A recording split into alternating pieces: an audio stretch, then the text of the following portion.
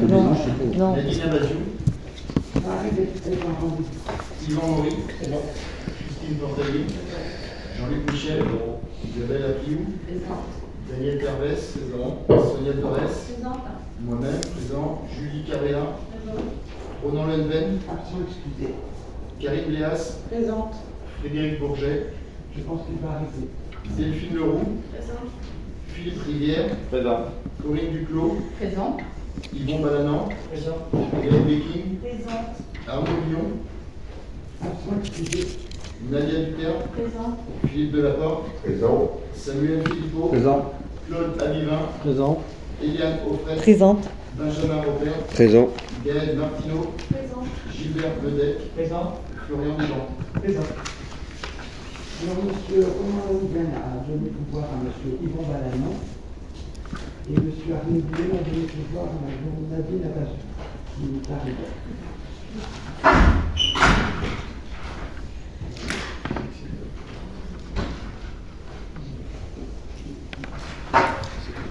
Et voilà monsieur Bourget. Excuse-moi. J'ai pas suivi. Largué. T'inquiète. Oui, je considère que c'est bon. C'était. On va la voir, ça j'ai vu. Après ici. Nadine Abazou. Elle est pas là. Nous avons reçu l'observation du conseil municipal concernant la séance du conseil municipal du 5 octobre 2023 sur l'application concerne le PD de l'assurance mutuelle et son attribué. Et si l'observation est exprimée, elle sera jointe au document. C'est une observation.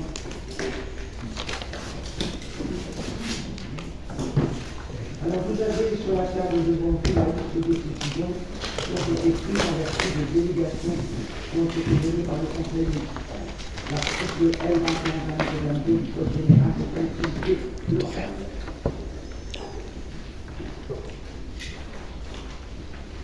Avant de laisser la parole à M. Zaidou, je vous apporte des informations.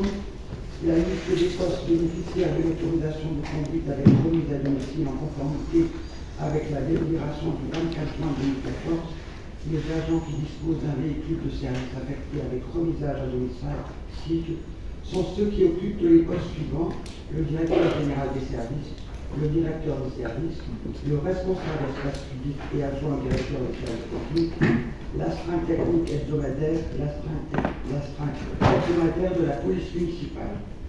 Et chacun dispose d'une autorisation de conduite que j'ai signée. Je vais vous parler des emplois permanents qui vont arriver ou qui sont déjà arrivés, puisque nous en avons déjà parlé au dernier conseil qui m'a fait poser des questions. Alors au niveau de gestionnaire foncier et autorisation des droits du sol, excusez-moi, est-ce que vous pourriez parler face au micro? En fait, on entend assez pas mal. bien. Ouais, et surtout, on n'entend rien. On n'entend rien. Merci M. Philippot. Alors, au niveau du gestionnaire foncier et autorisation droit des sols, le poste est pourvu depuis le 23 novembre par Madame Anne Bianconi, qui était auparavant dans la commune des Sables d'Olonne. Le gestionnaire RH, le poste créé par le conseil municipal, est pourvu depuis le 4 décembre par Madame Lucine Louis. Au niveau du DST, le poste vacant sera pourvu le 2 janvier 2024 par Madame Isabelle Villiers. Et au niveau DRH, le poste vacant sera pourvu le 4 janvier par Madame Julie Fouquet. Excusez. J'ai nommé comme nouvel assistant de prévention M. Laurent Kerleroux, qui a reçu une lettre de mission pour 2024 et suivra une formation qui sera dédiée à cette formation en février. Excusez-moi, Madame le maire, vous êtes intervenue pour parler du poste de DST. J'ai pas retenu le nom, mais Madame Huillet. oui. Et qu'est-ce qui fait que vous nous parliez du poste du DST? Le poste de la directrice des services techniques. Oui, j'entends bien, mais à notre connaissance, il y a déjà quelqu'un qui occupe la fonction. Alors il y a quelqu'un qui est en maladie depuis pratiquement un an. D'accord. Donc cette personne. Elle n'a pas été prolongée puisqu'elle était en stage et que ça n'a pas été validé en tant que directrice des services techniques à la fin du stage. Je ne m'y retrouve pas là. Hein? Non, non, mais vous parlez d'une personne qui occupait le poste, à savoir Madame Baudouin. Oui, qui était avant adjointe au TST, Oui, qui a été nommée en tant que directrice des services techniques, tout à fait. qui était en stage pendant 1 an, et au bout de 1 an, suite à l'entretien, elle n'a pas été mise au poste. Gardée.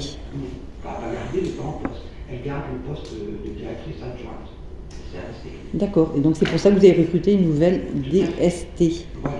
Parce que c'est un petit peu surprenant. On n'en voyait plus du tout en réunion, mais on n'avait jamais eu d'explication. Non, mais ça fait, elle vient nous demander, ça fait pratiquement 1 an qu'elle est absente. Notre réunion, c'est à vous.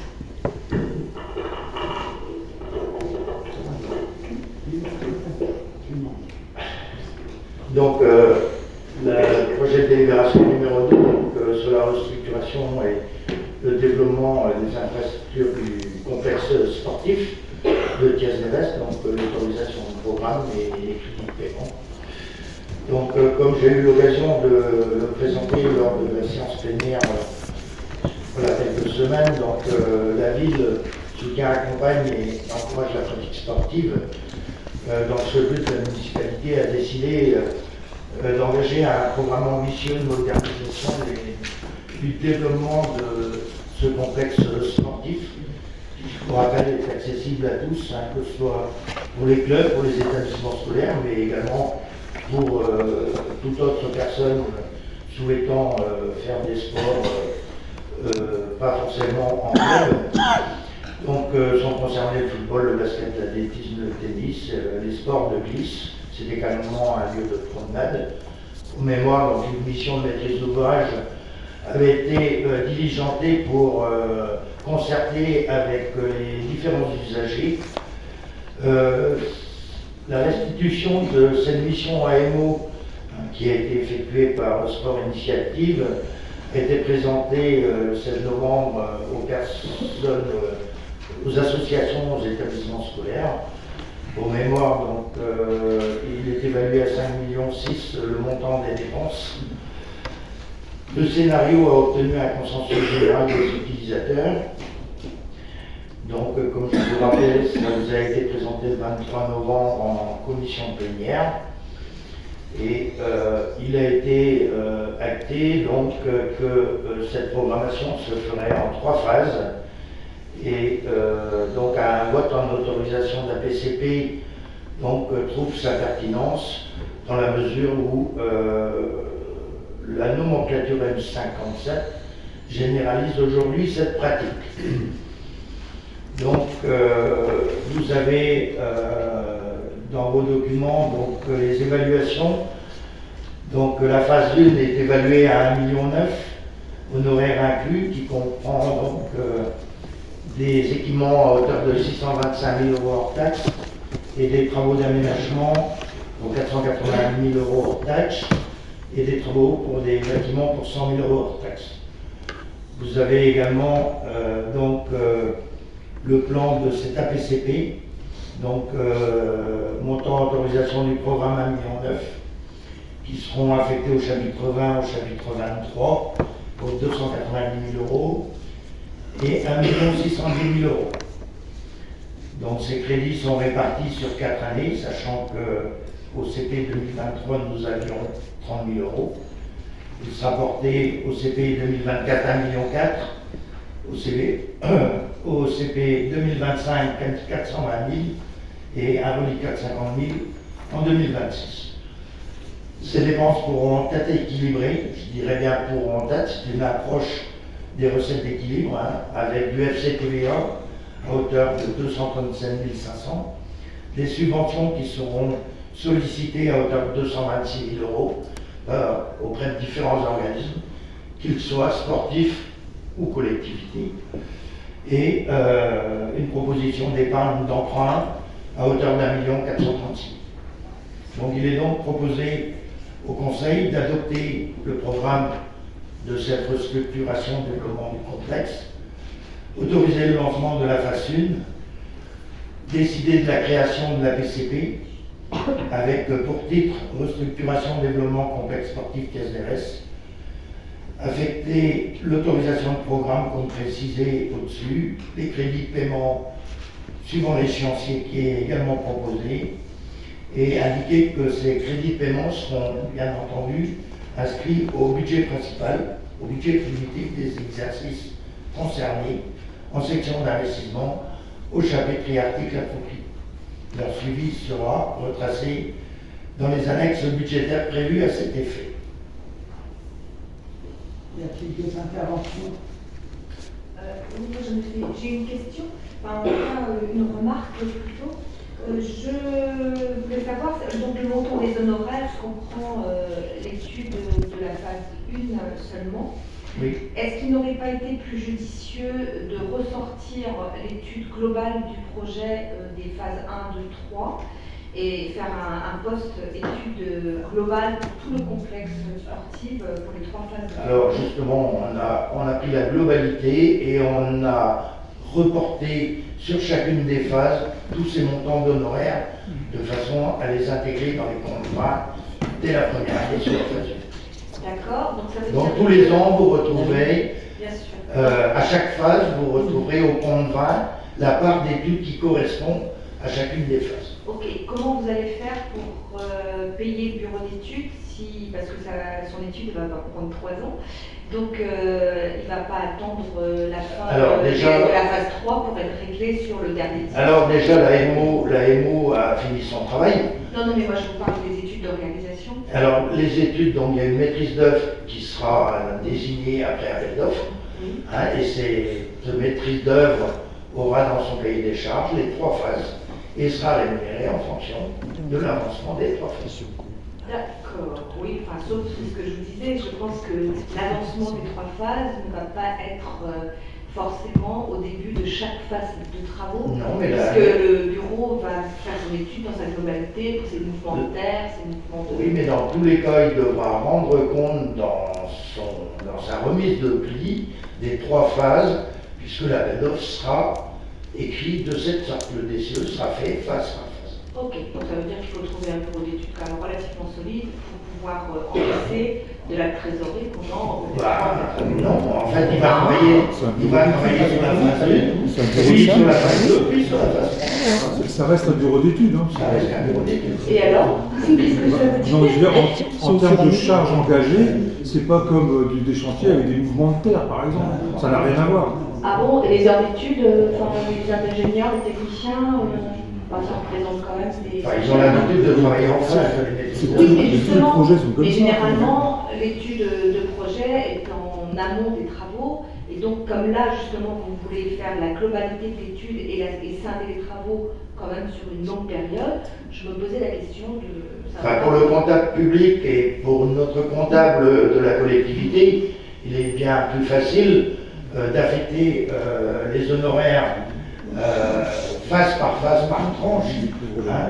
Je ne vois pas pourquoi on irait mettre des honoraires qu'on ne retrouverait qu'en dans les années 25-26, alors qu'on engage un programme d'1,9 million. Le programme d'1,9 million, c'est avec les honoraires qui correspondent à cette phase.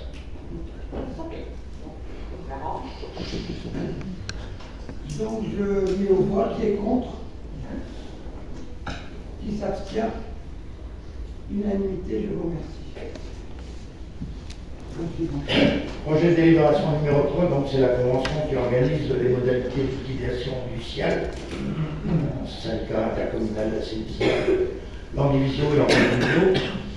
Donc ce syndicat est compétent jusqu'au 31/12/2023 en matière d'assainissement sur le territoire des communes de l'Andivisio et de l'Ampol, que la communauté de communes donc devient compétente à compter du 1er janvier 2024 et que d'ailleurs elle a modifié ses statuts pour prendre cette compétence, modification de statut qui date du 21 décembre 2021, que les communes membres n'ont pas eu la volonté que ce syndicat perdure, que dans ce contexte les communes membres ont entendu procéder à la dissolution de ce dernier, par consentement de tous les conseillers municipaux intéressés, conformément à l'article 52-12-33 du CGCP. Vous avez dû voir dans la presse que la commune de l'Ampol de Guimillot avait statué cette semaine au sein de son conseil municipal. Donc le cabinet G-Études qui a accompagné le CIAL dans le cadre de ses modalités de liquidation, donc ont joint un projet de convention que vous avez d'ailleurs en texte, sur la répartition donc, des actifs et sur la répartition entre les deux communes, bien sûr, de la trésorerie, répartition de trésorerie qui ne pourra se faire que dès lors que les comptes administratifs 2023 seront définitivement approuvés.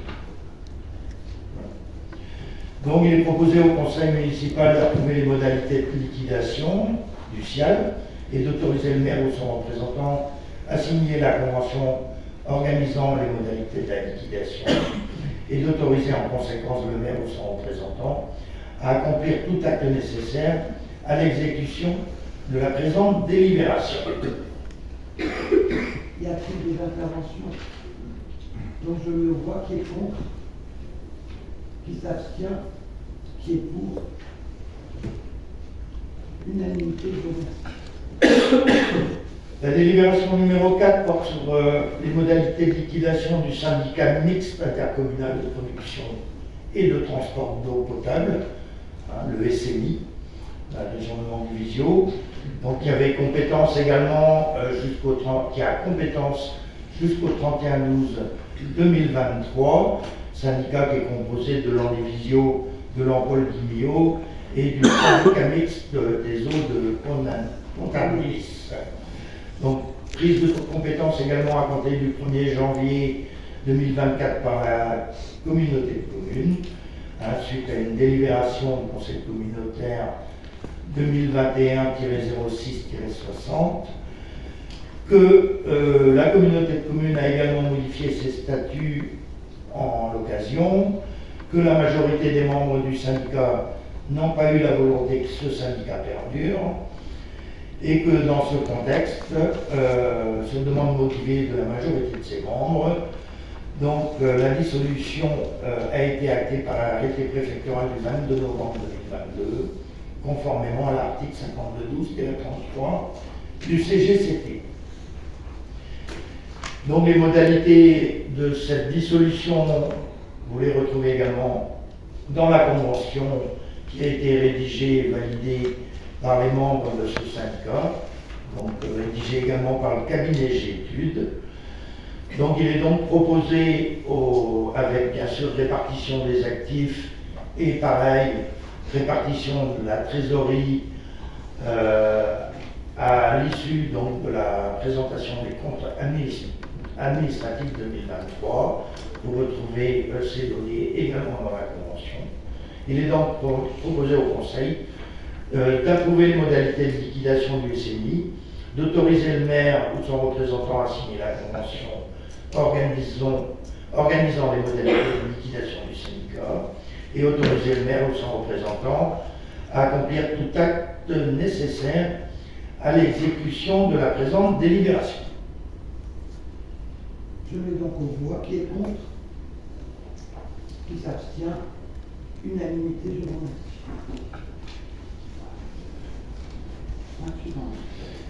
Donc le débat d'orientation budgétaire 2024, donc comme il se doit donc, par les articles 23-12 du CGCT modifié par la loi 2015-991 de 2015 dit loi NOTRe. Donc il est prévu que dans les communes de plus de 3500 habitants, que le maire présente au conseil municipal dans un délai de 2 mois précédant l'examen du budget un rapport sur les orientations budgétaires.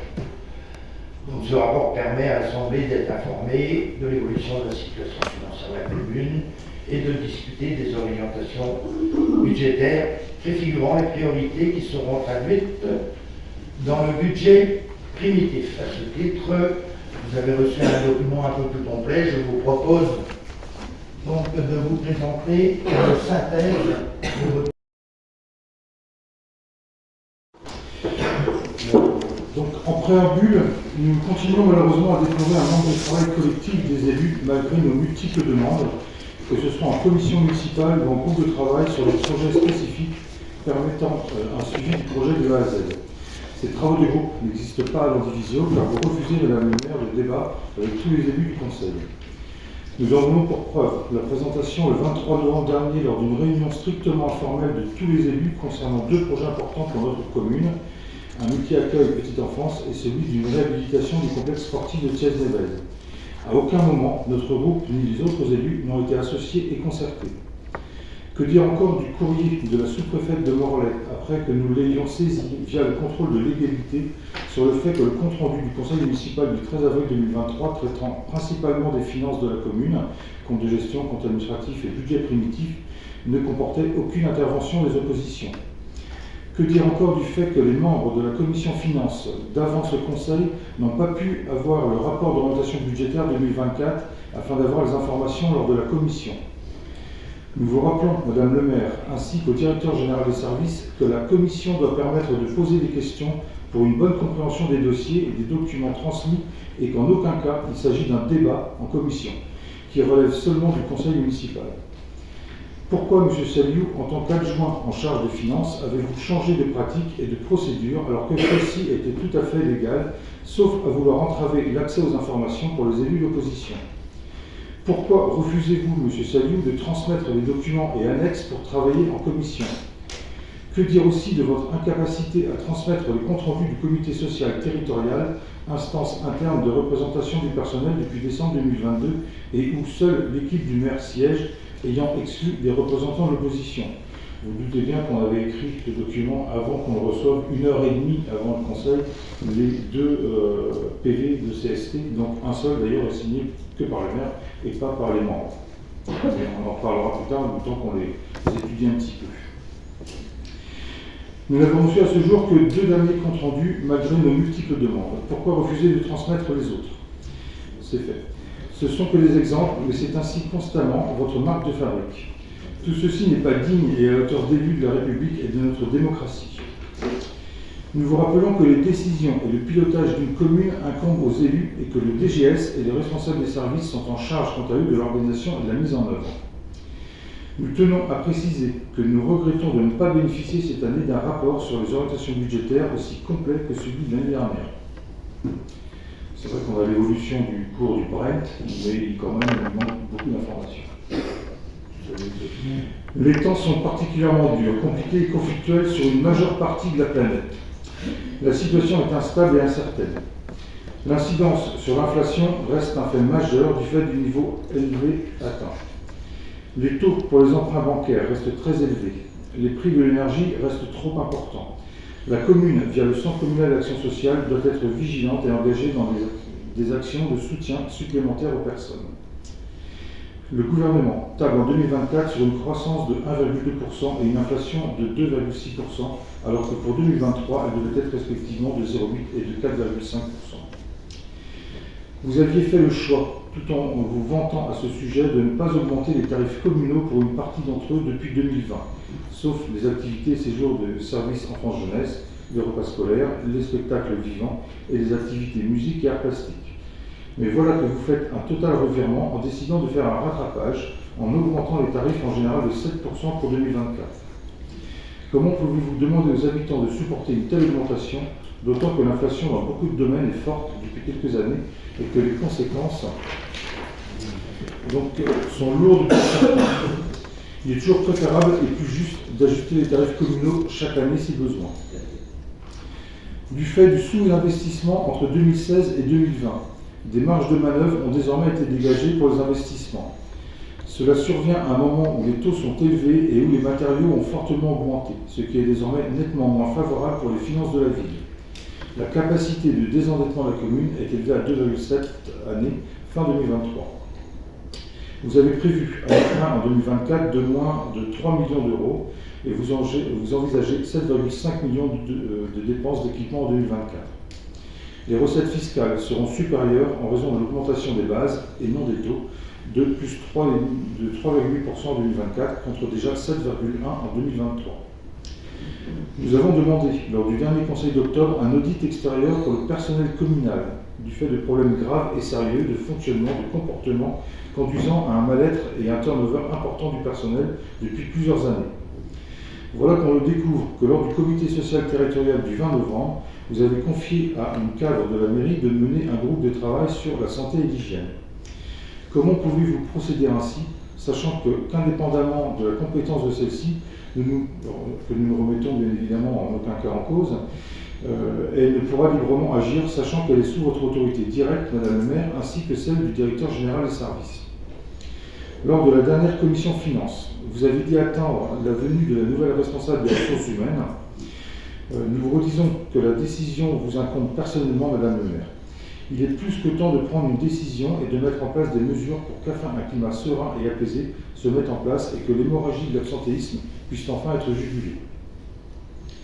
Vous vous félicitez de la gestion de la tempête Ciarán depuis novembre, début novembre.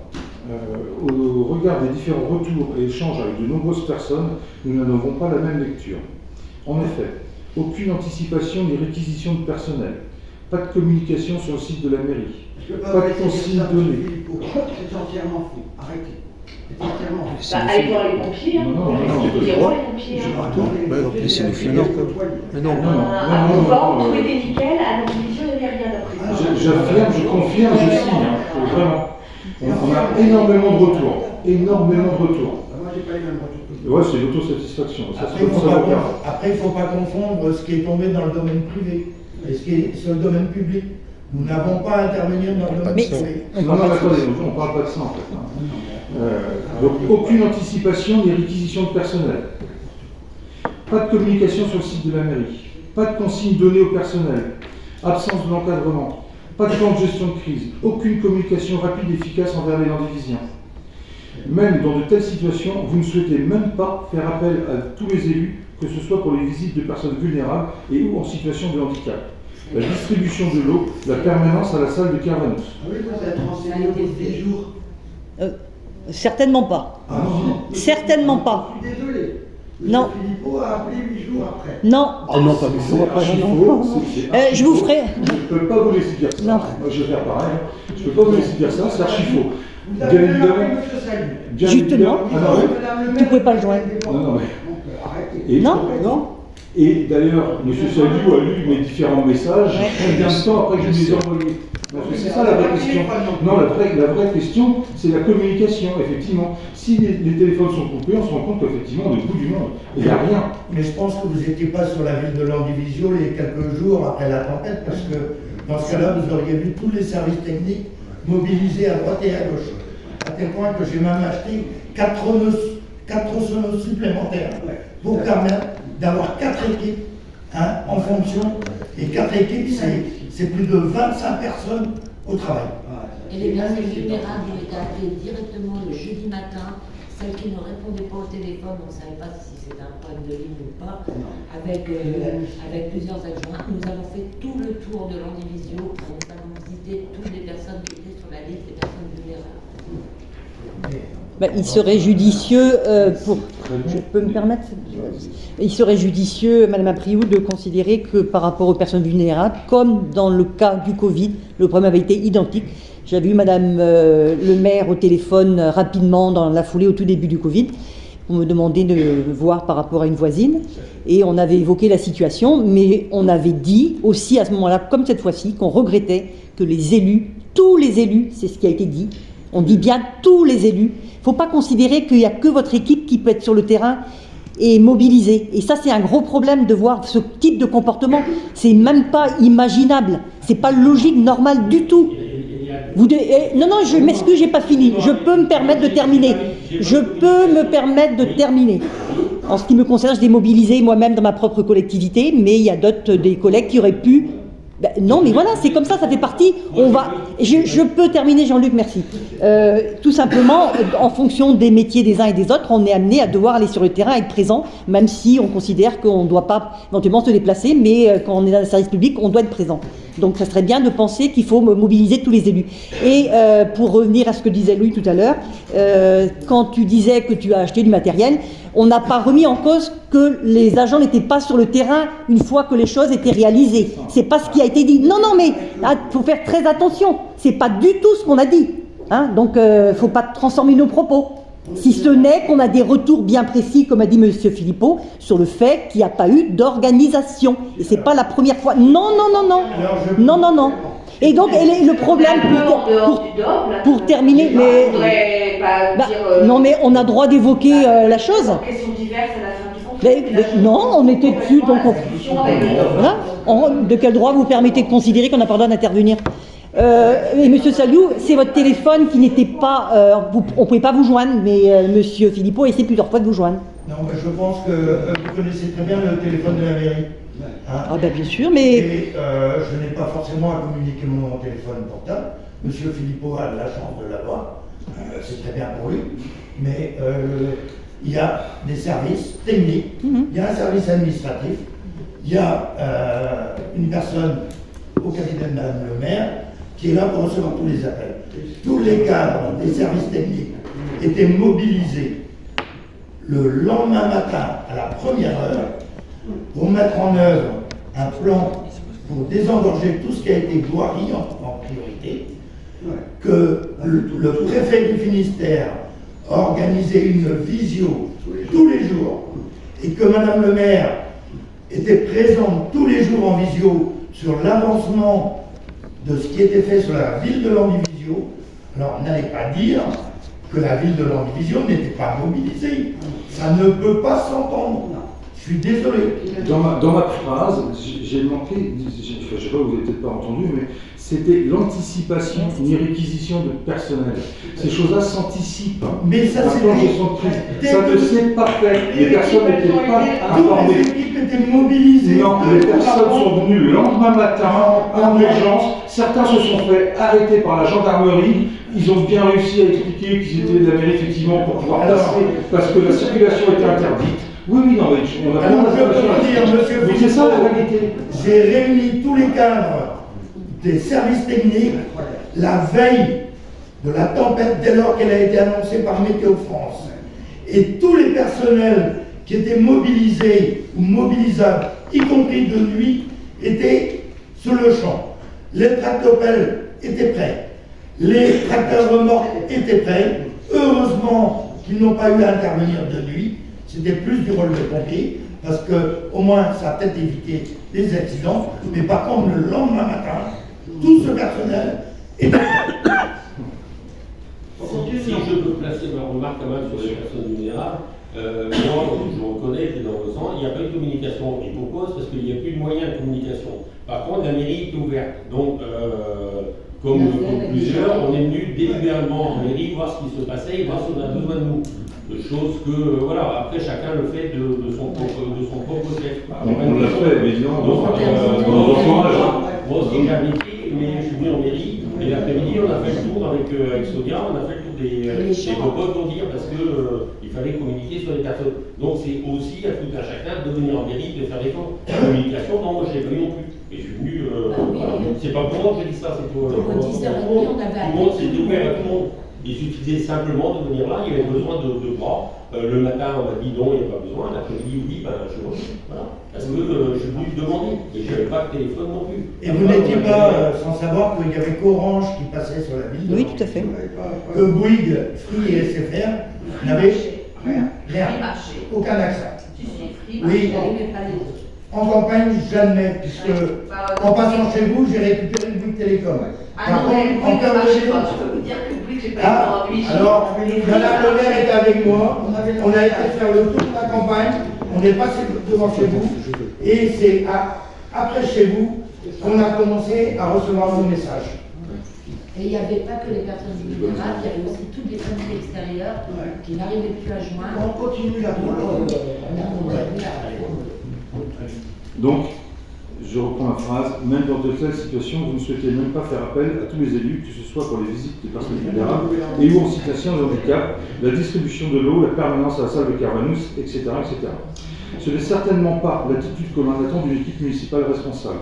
Nous souhaitons qu'un véritable exercice de retour d'expérience soit mené rapidement, car nous ne sommes pas à l'abri qu'une telle catastrophe se reproduise. Et j'ajouterais même que si on pouvait faire partie de ce retour d'expérience, parce qu'on a quand même pas mal de choses à redire par rapport à cela, ce serait plutôt bienvenu. Dans un truc totalement constructif pour le coup. Bah non, pourquoi vous faites plus? Je crois que le Sénat- C'est mesquin, c'est mesquin votre attitude. Ouais. Marquez. Je crois que le Sénat- Enfin, pense que- de la part d'un élu comme vous, franchement, c'est très mesquin votre attitude. Je crois que les services de l'État ont officiellement remercié les collectivités locales du travail qui a été réalisé dans leur commune. Hein, et c'était officiel. Mais on n'a pas dit ça, vous confondez. Bah oui. Vous confondez les choses. On ne dit pas que ce qui a été fait était mal, au contraire, c'était très bien de mettre Kervanou, distribuer C'est de l'eau, l'organisation. comment dire, d'appeler les personnes vulnérables, il n'y a aucun problème là-dessus. C'est très bien que vous l'ayez fait, tant mieux. Ce que je trouve dommage, c'est que tout le monde n'ait pas été contacté ou sollicité pour ça, et que seulement les élus de la majorité l'ont été. On a fait Ça, c'est une réalité aussi, voilà, et puis que les choses n'aient pas été plus anticipées. C'est tout. Voilà. Vous avez le droit de venir à la mairie pour faire vous entendez ça. Ah, ça, je l'entends. Ouais. Ouais, parfaitement. Ouais. Ouais. Faire régulier, on va pas. C'est une façon de dire les choses, ça c'est facile. Bon, revenons au débat d'orientation Alors, budgétaire. donc, un retour d'expérience. De même, il faudra tirer les conclusions dès que possible du plan d'action mis en place du fait de la crise énergétique depuis le début 2023. Celle-ci concerne l'éclairage des bâtiments communaux, les terrains des sports, le chauffage, de l'eau chaude et de l'éclairage public. Nous rappelons que vos décisions beaucoup trop tardives engendrent toujours des charges supplémentaires importantes pour la ville. Bah si. Vous venez de nous dire 250 000 euros d'économiser. Je vous Ça fait rappelle- 10 ans qu'on vous parle qu'effectivement il faut Attends, arrêter 20 ans, 20 ans. qu'on vous parle Monsieur d'arrêter Philippot, ça. je vous ai dit Sur que 20 la ans, ville de c'est pas Landivisiau mal. était la première ville à profiter de l'intracting qui est menée par le SDAF. Et vous savez très bien, pertinemment, que le chantier est en cours et il est sur Mais sa c'est pas ça qu'on dit. Non, attendez, C'est pas ça, faut c'est que pas je une dise la absence fin, de travaux pour 20 ans. Vous n'avez rien fait pendant 20 ans. Reconnaissez que vous n'avez rien fait dans ce domaine depuis 20 ans. Ouais. Est-ce que vous avez Si. un mode de chauffage? Est-ce que vous avez un mode de chauffage bois chez vous? Non. On n'a que du gaz, l'électricité, Tout ce qui est plus cher. tout ce qui est plus cher. Mais tout le monde. Non. Enfin, c'est pas la peine de parler, c'est évident ce qu'on dit. Donc, décision beaucoup trop tardive. La modernisation de l'ensemble du réseau d'éclairage public en technologie LED avec possibilité de modulation de l'intensité lumineuse, donc de 1900 points à 60 armoires, est en cours et devrait se terminer début 2024. Le SDEF s'occupe de la gestion des travaux neufs et de la maintenance. Il va falloir sérieusement se pencher sur un système de détection de présence afin de permettre un éclairage partiel et modulable permettant la sécurisation. Des communes ont mis en place ces systèmes et ça fonctionne très bien. Et il ne faut pas hésiter à s'inspirer de ce qui se passe ailleurs et ce qui fonctionne bien. Il est regrettable d'entendre aussi des élus de votre équipe, Madame le maire, dire que des déplacements doux et des visions piétonnes sont en effet un effet de mode et de ne pas prendre le sujet plus au sérieux. Ça se voit. Pas suffisant. Ça se voit. La compétence de mobilité et prise en compte au niveau de la Il y communauté. a un véritable travail. Et la ville est représentée à cet instance. Il y a un vrai travail.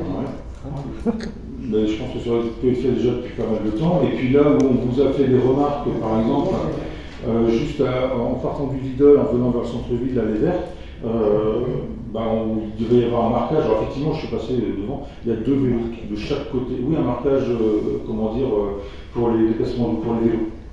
Ouais, on est intervenu aussi là-dessus. Alors il y a eu 2 vélos qui ont été mis effectivement en peinture blanche de chaque côté de trottoir. Voilà, c'est la voie de circulation du centre. Et vous avez dit, quand vous nous avez demandé que c'était fait. Franchement, c'est pas terrible. Pour le dossier Petite Ville de demain, il va falloir agir particulièrement sur l'accompagnement des propriétaires pour favoriser la réhabilitation de l'habitat et la rénovation énergétique de leur logement. Ainsi, notre ville disposera de logements adaptés. Qu'en est-il du projet de taxation des logements vacants qui représente selon vous 8% du parc immobilier? Alors justement, je vais un peu plus loin dans cette question-là. Est-ce que ça représente la hausse du foncier bâti que vous l'annonciez tout à l'heure? Est-ce que vous l'avez pris en compte? Ça, ces 8%-là, est-ce que vous faites la taxation sur les logements vacants? Alors c'est une discussion déjà avec la CCPL, dans la mesure où il semblerait qu'une commune ait décidé de taxer les logements vacants selon la commune de Comana. Il reviendrait à chaque commune de prendre les délibérations. Ça, on le sait depuis longtemps, ça. Non. On le sait depuis longtemps que, Oui, mais ça revient aux communes de le mettre en place ou pas. la communauté, l'intercommunalité aurait pu le faire en lieu et place. Ça aurait pu être intégré dans le cadre du pacte fiscal. Soit, on perd quand Dans la même mesure, une année. le président a été très clair, dans la mesure où une commune l'a déjà appliqué, il préfère laisser les communes délibérer sur la tâche, sur les logements vacants. Et on y réfléchira sérieusement. Ah bah, plus que sérieusement, parce que si vous considérez que 8% Parce des que logements vacants... c'est quoi non, ce que je veux dire, c'est que ça aurait pu être fait déjà cette année. Ah, bien sûr. Bah oui, et 8% des logements, je rappelle quand même que la taxe sur le logement vacant, je crois que c'est 70 € le mètre carré. Hein, donc c'est quand même pas négligeable. Donc voilà, je pense que ça aurait pu être fait bien avant. Voilà. Il est indispensable que... En ce qui concerne les logements vacants, donc Petite Ville de Demain met en place donc, une mission au cabinet Espelia, donc bien communauté de communes, et donc pour recenser et faire un diagnostic de tous les logements vacants. Donc la mission va être actée dans début janvier, début d'année. Donc de façon à faire acter et à recenser tous ces... Enfin, tu comprends, parce que c'est pas évident. Il y a une évolution, il y en a qui sont occupés, d'autres qui sont à nouveau vacants. Il y a plusieurs raisons pour la vacance. Mais donc il y a une mission qui est lancée. On suivra ça, effectivement.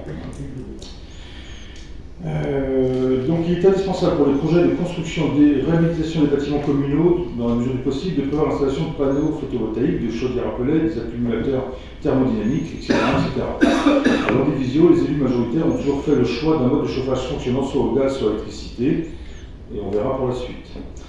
Le chantier de réhabilitation de la bibliothèque va débuter début d'année 2024. La salle de sport Tigouane fera l'objet d'une rénovation indispensable de la toiture, et enfin la place de l'église va faire l'objet d'un réaménagement qui n'a que trop tardé après l'aménagement de la place des Halles.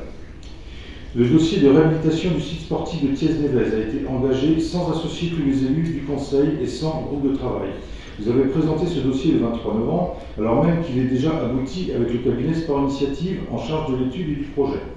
De plus, vous n'avez pas fourni lors d'une présentation rapide sur écran aucun document à l'appui. Il n'est pas acceptable que tous les élus n'aient pas les mêmes niveaux d'information. Il est question de la gestion de la commune et de ses investissements qui relèvent du bien commun. Ce projet est important et indispensable pour la ville afin de mettre à disposition un site adapté, fonctionnel et répondant aux besoins des associations et des particuliers. Ce projet est prévu d'être réalisé en 3 phases sur 3 années pour un coût total de 5 635 000. Sachant que le dossier d'un multi-accueil petite enfance est prévu sur notre commune et qu'il en est au tout début, nous réitérons notre demande de mise en place d'un groupe de travail pour un projet concerté.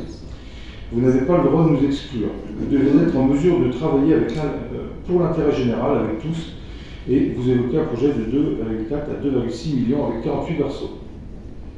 Au sujet des déchets, nous déplorons le manque de civisme parfois des habitants avec le dépôt des déchets et de sacs poubelles en dehors des lieux dédiés.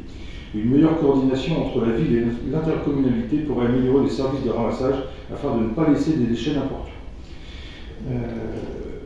La planification des secteurs pourrait être améliorée concernant le ramassage des conteneurs pour le tri sélectif afin d'une part rendre un meilleur service à la population et d'autre part contenir à minima l'inflation galopante de la redevance des ordures ménagères.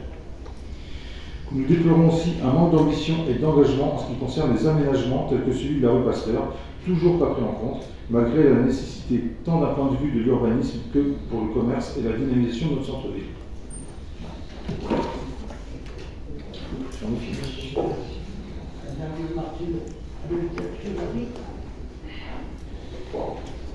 Nous, on va rester plus cantonné au débat d'orientation budgétaire. Donc, nous avons pris connaissance du document présentant les orientations budgétaires pour la période 2023-2026, le jeudi 7 décembre, lors de l'envoi des documents pour le conseil municipal de ce jour. Nous ne comprenons pas pourquoi le DOM n'a pas fait l'objet de débat lors de la commission finances qui a eu lieu le lundi 4 décembre. Pas très bien. Les 8 premières pages de ce rapport, donc reçu sur les orientations budgétaires, sont consacrées au contexte international et national, soit la moitié du rapport. L'analyse est agrémentée de graphes, de tableaux récupérés sur des sites internet de type Boursorama, dont des sites non officiels, et bien souvent l'origine des documents de mauvaise qualité visuelle n'est même pas précisée. Au chapitre contexte intercommunal, page 9, vous parlez du pacte financier et de solidarité intercommunale. Aucun chiffre à l'appui. Curieux, lorsqu'il s'agit de parler budget, on s'entend à lire des chiffres euros, millions d'euros, kilos-euros. Je vous cite, la ville de Landivisiau participerait au financement du pacte en ne sollicitant pas l'intercommunalité comme les autres communes, en compensation de ses pertes de dotation d'État et en ne sollicitant pas sa part de l'attribution du fonds de péréquation des ressources intercommunales et communales. Pouvez-vous nous expliquer cette phrase? Il a fallu qu'on la relise au moins 3 fois pour essayer d'en comprendre quelque chose. Et puis pour vous, la définition de participer, c'est égal à ne pas solliciter. Une part du produit de la croissance du produit financier bâti des activités économiques à reverser à la CCPL. Je vous cite encore. Nous avons besoin de comprendre ce manque de précision. Comment pouvez-vous ne pas nous indiquer le montant et pouvoir faire un budget pour la ville? Nous naviguons en plein brouillard et sans boussole, j'avoue que c'est un peu compliqué. Le chapitre budget de la ville. Il faut attendre donc la page 10 de ce rapport de 15 pages pour aborder enfin le budget qui nous intéresse, celui de Landivisiau. Pour la première moitié du mandat, donc 2020-2023, on voit que les recettes et les dépenses de fonctionnement sont augmentées dans les mêmes proportions. Maintenant, une épargne brute à un très bon niveau, 2,2 millions en 2023, et une épargne nette à 1,1 million. En 2022 et 2023, la ville n'a pas emprunté, et pourtant les investissements ont doublé sur la même période. Nous déplorons l'incapacité de votre équipe, Madame Claes, à avancer plus vite dans la réalisation de certains projets, en utilisant l'épargne et les emprunts plutôt dans le mandat. Vous pouvez donc vous auto-féliciter de garder un niveau de dette très bas qui frise, selon nous, le ridicule au regard de la tâche à accomplir. Concernant les orientations du budget 2024, les produits de la fiscalité, tout d'abord. Le total des produits passe de 6,3 millions en 2023 à 6,8 en 2024, donc avec 8% d'augmentation. Quelle est la part d'augmentation due à la croissance économique? Vous nous aviez annoncé 2 millions d'euros pour 2024 lors du DOB en mars 2023. On ne voit pas apparaître dans vos tableaux. Ce chiffre est important puisqu'il permettra de connaître le montant reversé à la CCPL pour le pacte financier. Ce montant ne peut donc pas être intégré dans les recettes de Landivisiau. Les investissements augmentent pour atteindre 7,5 millions d'euros en 2024 et l'épargne nette atteint 1,8 million pour 2024 également. Dans le même temps, vous souscrivez à un emprunt de 3 millions. Nous réitérons nos propos de l'an passé, mais il est dommageable d'avoir laissé l'opportunité des taux d'intérêt d'emprunt historiquement bas jusqu'en 2023. Concernant le programme d'investissement, bon, on est quand même très peu détaillé, juste une énumération de noms de projets avec des chiffres de montants en face, et c'est tout. Un nouveau projet voit le jour, la structure multi-accueil. Elle n'a jamais été inscrite à votre programme des municipales, Madame Claes. Elle n'a jamais été inscrite au plan pluriannuel d'investissement présenté en 2023. Sort de son chapeau. Ce projet aurait dû être anticipé, sachant que lors de 2 commissions précédentes à la CCPL, débattant sur les modes de garde du territoire, la réflexion des élus avait conduit la pertinence de 2 projets de crèche, un au nord du territoire et un au sud du territoire. Vous arrivez en 3e commission, demandez une 3e crèche pour Landivisiau. Absente, laissez-moi finir, absente. Martino, elle écoute jamais quand on lui parle. Je ne vous ai pas coupé quand vous parlez, madame. C'est un débat. Je finis ma phrase au moins. On débat pas en fait avec. Absente des 2 premières commissions. Ah, si vous voulez, vous pouvez répondre les questions au fur et à mesure. Alors, à ce moment-là, en tout cas, moi, c'est pas des échos que j'en ai eu. Alors, absente des 2 premières commissions, vous sollicitez l'intercommunalité pour le projet Landivisiau, quitte à revoir toute la stratégie. Quel respect des élus. Cela montre votre manque d'anticipation et d'analyse des sujets importants de notre commune. Pourtant, un rapport de 2019, à la demande de la CCPL, fait état de la baisse des assistantes maternelles. À l'époque, pour ne pas vous mettre à dos des assistantes maternelles, vous ne vouliez pas entendre parler de crèche à l'Andivisio et rester sur les modes de garde d'attente de M. Tigréa qui privilégiait les assistantes maternelles qui avaient tout à fait leur place à une certaine époque. Cependant, la rénovation de Pitchoun aurait déjà pu être réalisée depuis 2020. Cela aurait évité le risque de perte de l'agrément de la halte garderie avec le stress que cela entraîne. Arrêtez de dire n'importe quoi, madame. Il n'y a pas de perte, mais il y aurait perte de l'agrément. Non, rien n'est fait. non. Mais arrêtez de dire des choses qui ne sont pas vraies. C'est entièrement faux. C'est entièrement faux. En tout cas, c'est pas les échos. Mais ça s'est fermé, non? Non, on peut avoir des Ça, c'est vraiment des échos. Effacement des réseaux. Alors, quelle rue est concernée? Donc là, vous nous avez répondu, rue Paris-Dic, si j'ai entendu, ce que vous avez dit tout à l'heure, mais ce n'était pas indiqué dans vos documents. La place de l'église, 800 000 €. Y a-t-il eu une concertation? Néant. Discussion en commission projet urbain? Néant. Et on a un chiffre quand même qui est marqué dans votre tableau, en face. Complexe Tienneves, 3,7 millions 126 000, donc 3 726 000 € jusqu'en 2026. La phase 1, elle est prévue et votée ce jour.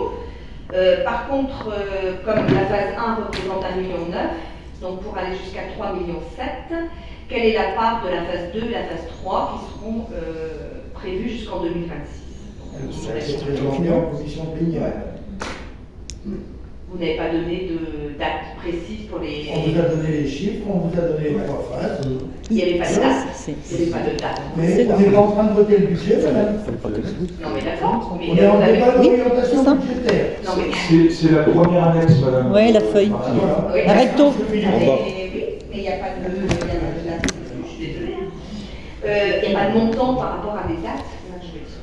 La répartition du financement de l'investissement en 2024, comment vous justifiez l'augmentation ponctuelle des ressources propres, page 15 du rapport? Répétez-moi la question, madame. Répartition du financement de l'investissement en 2024, c'est page 15 de votre rapport. Oui. Comment vous justifiez l'augmentation ponctuelle des ressources propres? Je vais vous répondre, madame, si vous l'auriez vu au budget. En fait, le budget AEP a un certain niveau de trésorerie que la ville va conserver. Donc, on a une recette exceptionnelle qui sera inscrite au BP 2024 dès que la communauté de communes aura pris la compétence eau. Le SIAL et le SMI sont transférés dans la fiscalité. Le budget AEP, c'est un budget strictement landivicien qui sera conservé et ça fera une recette exceptionnelle au niveau de la ville. Ok, ça aurait été intéressant de l'avoir indiqué, c'est vrai qu'on voit tout d'un coup une augmentation. On n'est pas en train de voter le budget, vous n'avez pas compris. Hein. Ah non, mais moi je suis restée assez générale, je suis désolée, je ne suis pas rentrée dans les détails. Ça c'est une question de type. C'est le principe du débat, de rentrer dans les détails. Sinon, on ne sait pas de quoi on parle. On est quand même, enfin, il y a des questions, si vous voulez, on voit des tableaux, on lit les documents, excusez-nous de les lire, donc il faut bien qu'on les comprenne, je n'en ai pas idiot quand même. Mais la question... alors, si je vois un truc qui est différent d'une année sur l'autre, je me pose la question, qu'est-ce qu'il y a derrière? Je vous réponds. Et voilà, donc ne me dites pas que c'est une question qui a sa place. Hein? C'est le principe du débat. Oui, mais ça, il me dit que c'est une question qui a pas sa place. C'est quelque chose qui vous gère. Vous voulez lui dire qu'il aurait fallu mettre les éléments dedans? Moi, avec une petite flèche. Vous avez les éléments, parce que avec vous avez une vu flèche, je mettais ponctuellement plus important. Je pense que c'est l'information qui est importante et qui évite toute élucubration raccourcie. Bon, pour conclure, on va vous laisser tranquille après, M. Zalou, ne vous inquiétez pas. Nous terminerons en disant que l'orientation budgétaire présentée est quand même très succincte. Cela démontre un budget non précis, vague, avec des contradictions. Par contre, sur l'épargne, là vous êtes dithyrambique, puisqu'on a eu quand même 2 tableaux présentant l'épargne à chaque fois. Hein. Donc on voit bien que vous y êtes très fiers. C'est dommage que vous ne l'avez pas utilisé plus tôt. Et par contre, rien sur le volet social, rien sur le volet environnement, rien sur le volet sécurité. Et je pense au passage d'Aoudour, où il y a des agressions, et l'espace des Capucins, où plus aucune famille ne laisse ses adolescents se retrouver actuellement. Orientation budgétaire. Monsieur. Orientation budgétaire. Débat d'orientation budgétaire. Je vais pas être très long. J'ai eu l'occasion à plusieurs reprises de demander que l'on ait, au moment du DOB ou à un autre moment, une discussion concernant les subventions aux associations, et notamment dans celles qui n'ont pas une dotation qui est basée sur des critères objectifs. Il y en a un certain nombre quand même dans le social, les petites associations. Vous n'aviez peut-être pas répondu sur le fait que ça serait dans le DOM, mais je pense que ce serait intéressant quand même d'en parler. Elles n'ont pas eu d'augmentation, ces petites associations, sur des montants d'ailleurs qui ne sont pas élevés. En tout cas, de ce mandat-ci, donc il n'y a pas eu d'augmentation, c'est souvent une reconduction. C'est assez frustrant d'ailleurs d'être en commission et de devoir simplement reconduire des montants qui ont déjà été fixés. On a vu que les tarifs communaux vont augmenter d'une moyenne de 7%, et c'est pas beaucoup, semble-t-il, par rapport donc, à une possibilité d'augmenter de 13%. Donc j'aimerais bien qu'on puisse aussi donc, avoir un débat, et la proposition que je faisais, c'est que ça augmente au moins de 10%, et à défaut au moins de 7%. Oui, en effet, sur l'augmentation des tarifs municipaux qui n'avaient pas été augmentés depuis 2020. Et qui n'impacte pas les familles. Et on avait fait en sorte de ne pas impacter les familles, et la ville avait considéré qu'elle était à même de porter cette perte financière. Aujourd'hui, avec l'inflation galopante que nous avons connue, nous estimons qu'il est bon de rattraper au moins la moitié de ces tarifs, et peut-être à terme d'avoir une revisite annuelle avec une base sur l'indice des prix ou sur l'inflation. Je parlais surtout des subventions aux associations. Alors, en effet, les subventions aux associations, il y a un débat, et je crois que Mme Torres présente, quand elle présente ses dossiers, c'est à même d'en parler. Donc, c'est pas celle-là. C'est pas aujourd'hui. Non, c'est pas celle-là. Non, c'est celle qui relève des associations sociales. Ah, d'accord. Pour les scores, il y a les critères, et l'objectif des critères. Donc, quand même, je crois que c'est aux alentours de 5 000 ou 6 000 euros pour l'ensemble de ces associations dans la sociale. Je suis sûr que ça ne mettra pas en péril les finances de la ville si c'était augmenté de 10%. Je sais pas, mais vous avez vu que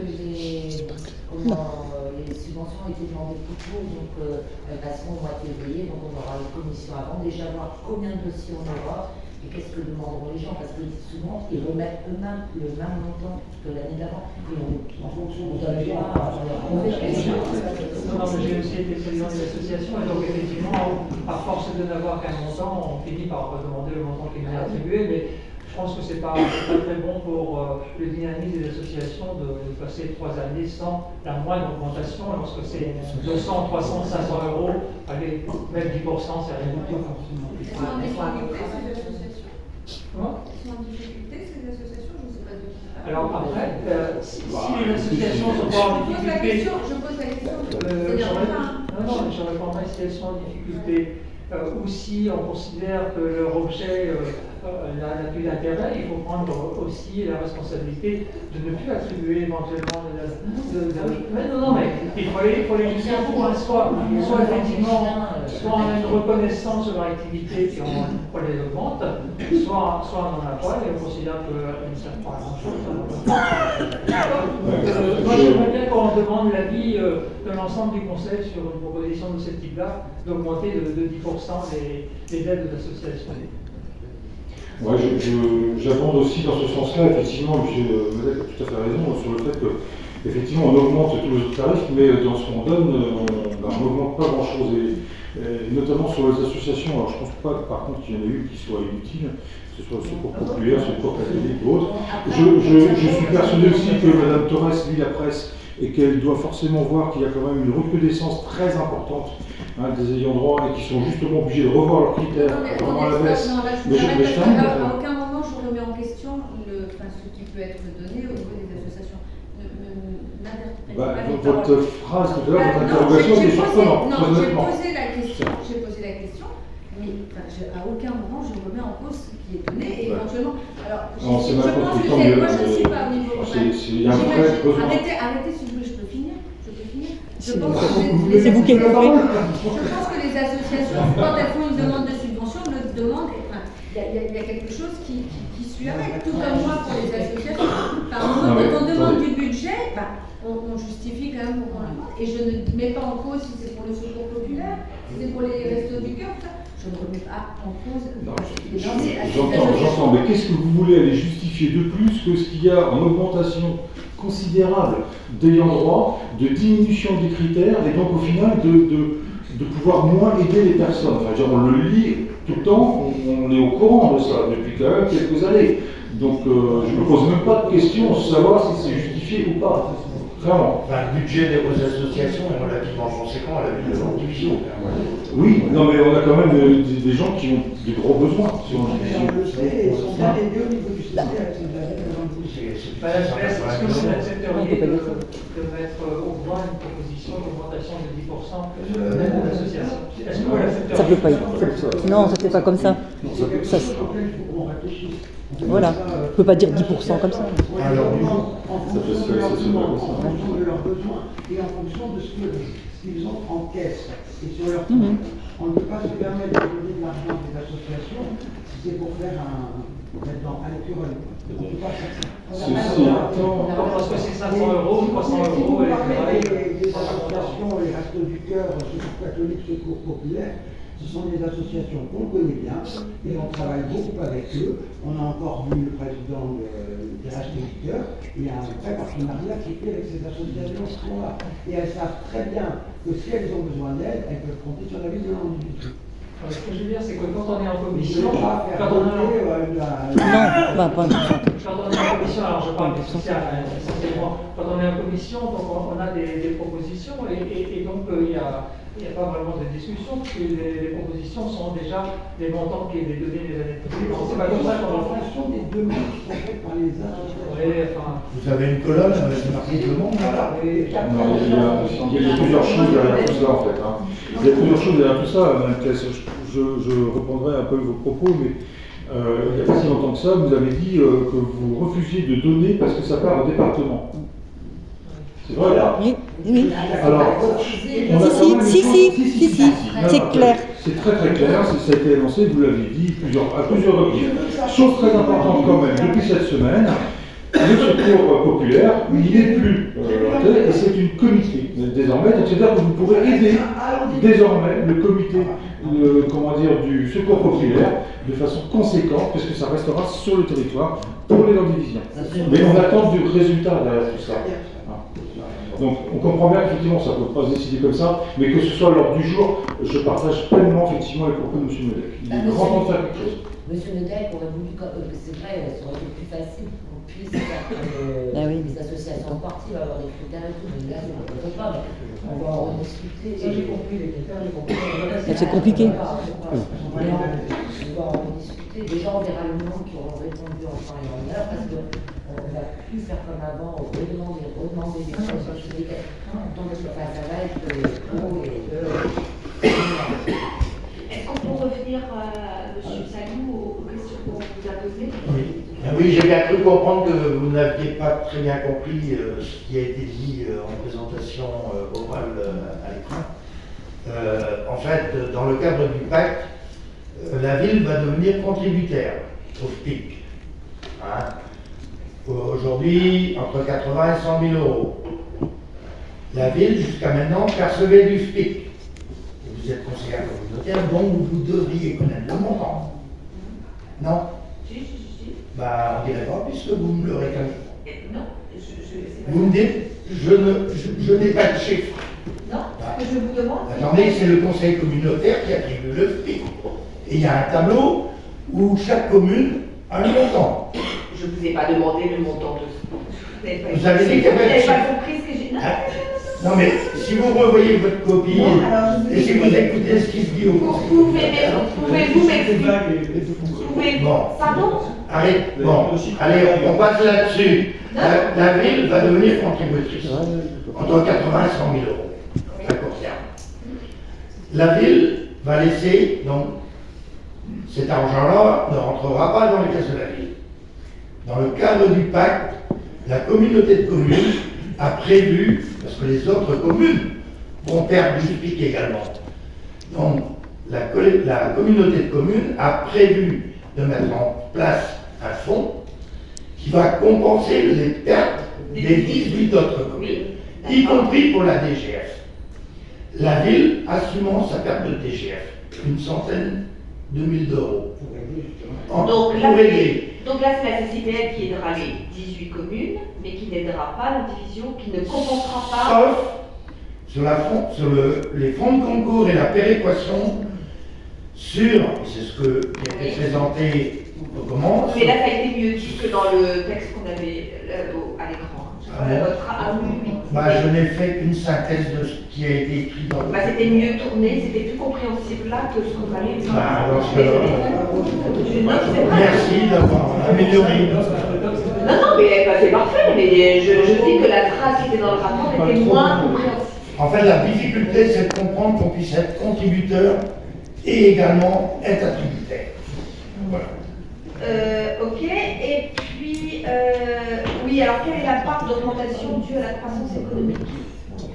On vous l'a indiqué, revalorisation des bases, ça a été relativement clair, je crois qu'il y a un schéma qui l'a indiqué. Aujourd'hui, une base à 5B et 2% de croissance économique, c'était indiqué au tableau. Oui, par rapport au nouvel, quand je dis croissance, je pense aussi à nouveaux outils industriels. Donc, nouvelle production. Alors, sachez que la croissance à l'Andivisio, c'est 45% de base foncière bâtie en industriel et 55% au niveau des ménages. Maintenant, s'il y a plus d'augmentation de lotissement que de nouvelles entreprises, les choses vont bouger.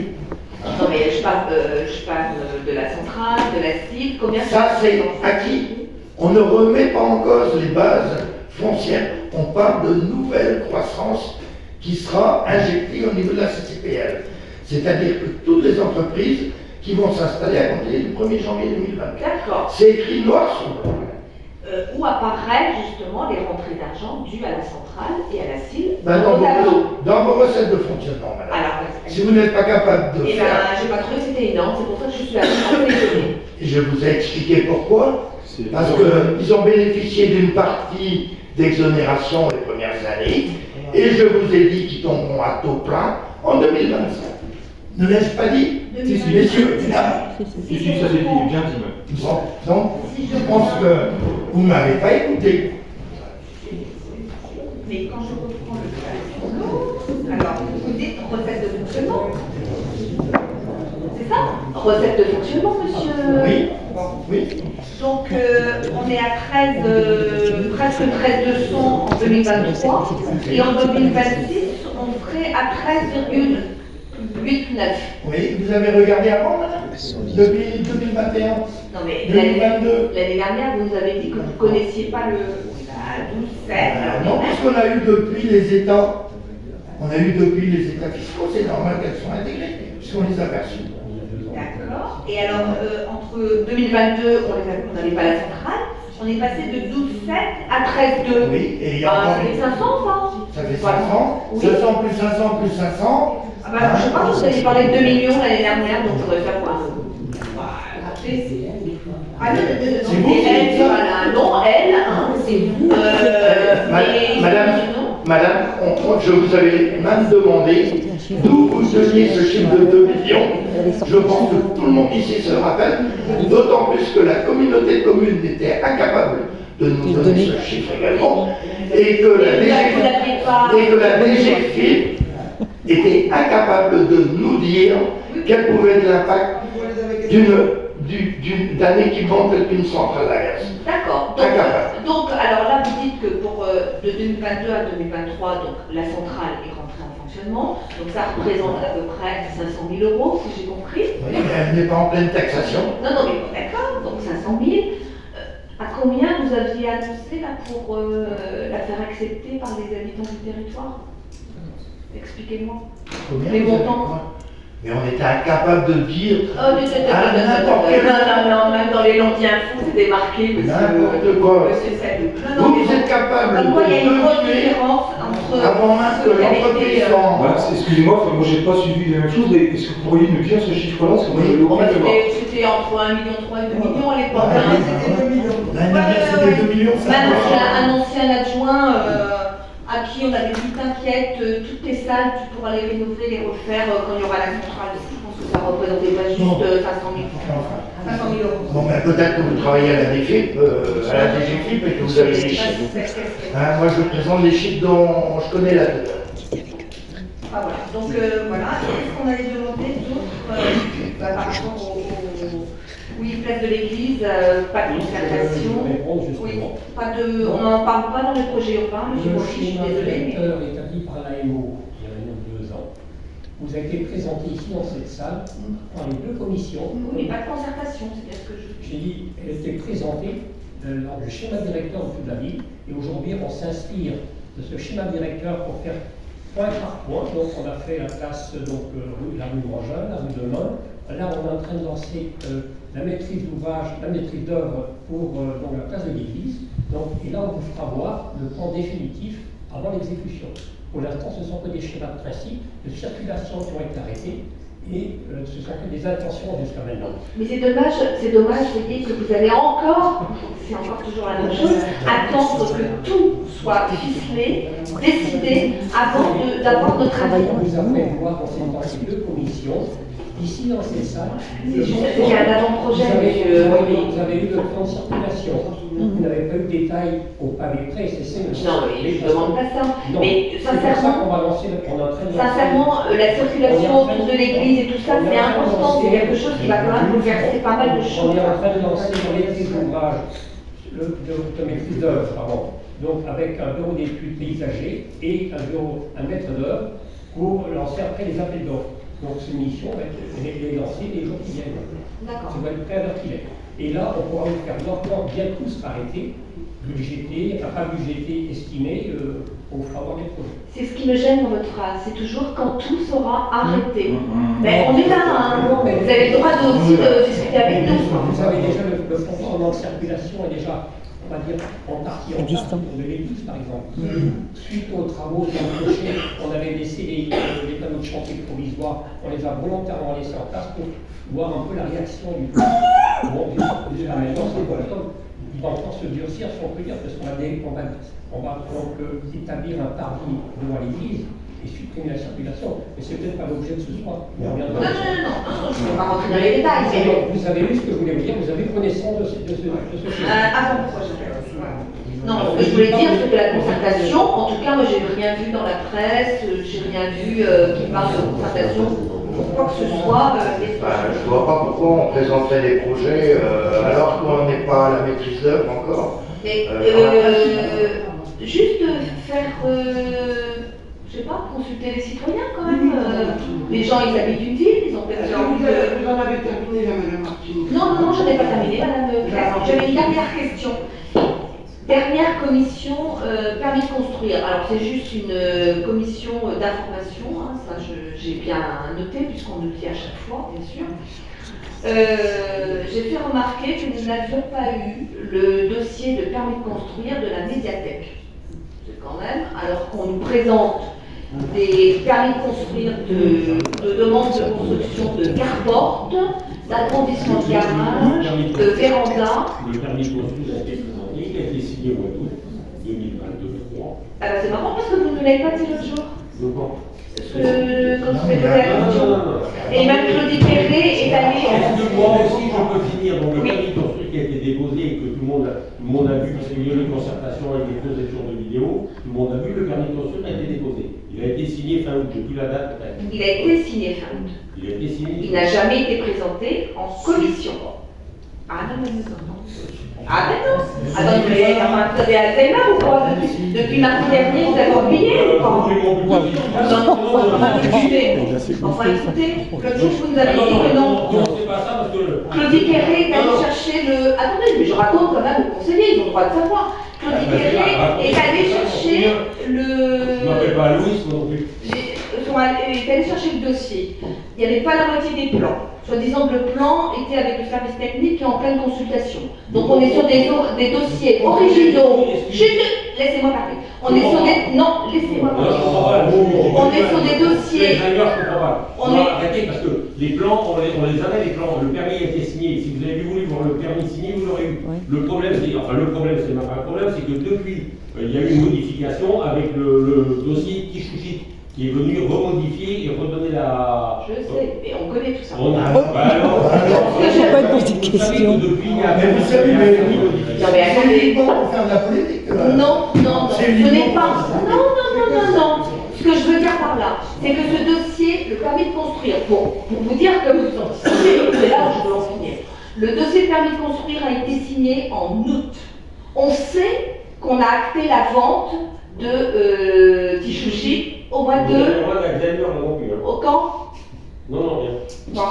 Donc avant la signature du permis de construire, ça n'empêche pas d'attendre, d'instruire le permis de construire avec justement les modifications, et donc c'est pas passé. Donc moi je me suis dit, eh bien puisque de toute façon on sait qu'il y aura des modifications par rapport au premier projet, j'imagine que le service urbanisme attend les modifications avant de déposer le permis. Et c'est incidemment que j'ai posé les questions, puisque j'ai appris qu'il y avait l'appel d'offres qui avait été lancé avec les anciens plans qui sont même pas à jour. Ça va pas du tout, alors là, vous êtes à côté de la plaque. Donc vous déposez, donc ça veut dire que vous déposez, vous lancez des appels d'offres avec des plans. Mais je n'ai pas besoin d'un permis de construire pour lancer un appel d'offres. À la mesure où les plans ont été rectifiés et que ce plan rectificatif sera représenté en commission de M. Michel, le temps voulu, hein, donc, mais ça ne... Vous mettez un peu la charrue avant les bœufs là quand même, hein. Ah bah je suis désolée. C'est pas vous qui m'avez dit on aurait dû avancer 3 fois plus vite. Dans la légalité. Vous lancez les appels d'offres alors que vous avez pas je pense que vous n'avez pas jamais construit grand-chose dans votre vie.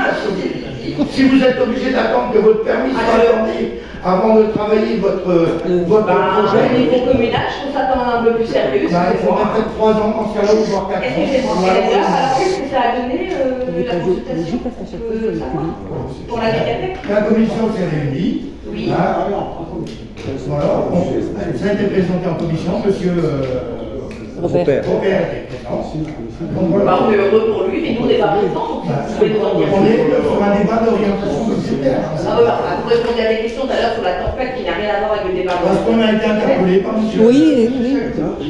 Je pense qu'on va réserver la salle du ballon avant que ça ne soit trop cher, parce que c'est du grand spectacle. Non mais attendez, là, je peux avoir ma réponse, monsieur Sadou, là? Attendez, moi, ce que je ne comprends pas, effectivement, Mme Martineau, c'est que c'est assez logique qu'on ait quand même les plans, qu'on soit quand même en mesure de Qu'est-ce que vous connaissez ça? Vous êtes aussi ingénieur? Non, mais c'est quoi cette façon de... Effectivement, je vois ce mépris. Écoutez, moi j'ai fait construire à plusieurs reprises. S'il vous plaît, est-ce qu'on peut avoir la réponse? S'il vous plaît, c'est terminé, monsieur Salou, point suivant. Ah bah d'accord. Alors là, par contre, le point suivant, juste quand même, une petite seconde. Si. Débat d'orientation budgétaire. Vous répétez sans cesse que c'est un débat, ok. En fait, on ne constate qu'une seule chose. La résultante de ce qui se passe là, c'est simplement qu'on n'ait pas les documents avant, qu'on n'ait pas les moyens de les étudier et qu'on n'ait pas les moyens de les poser comme il faudrait en commission. Et ça nous éviterait tout ça.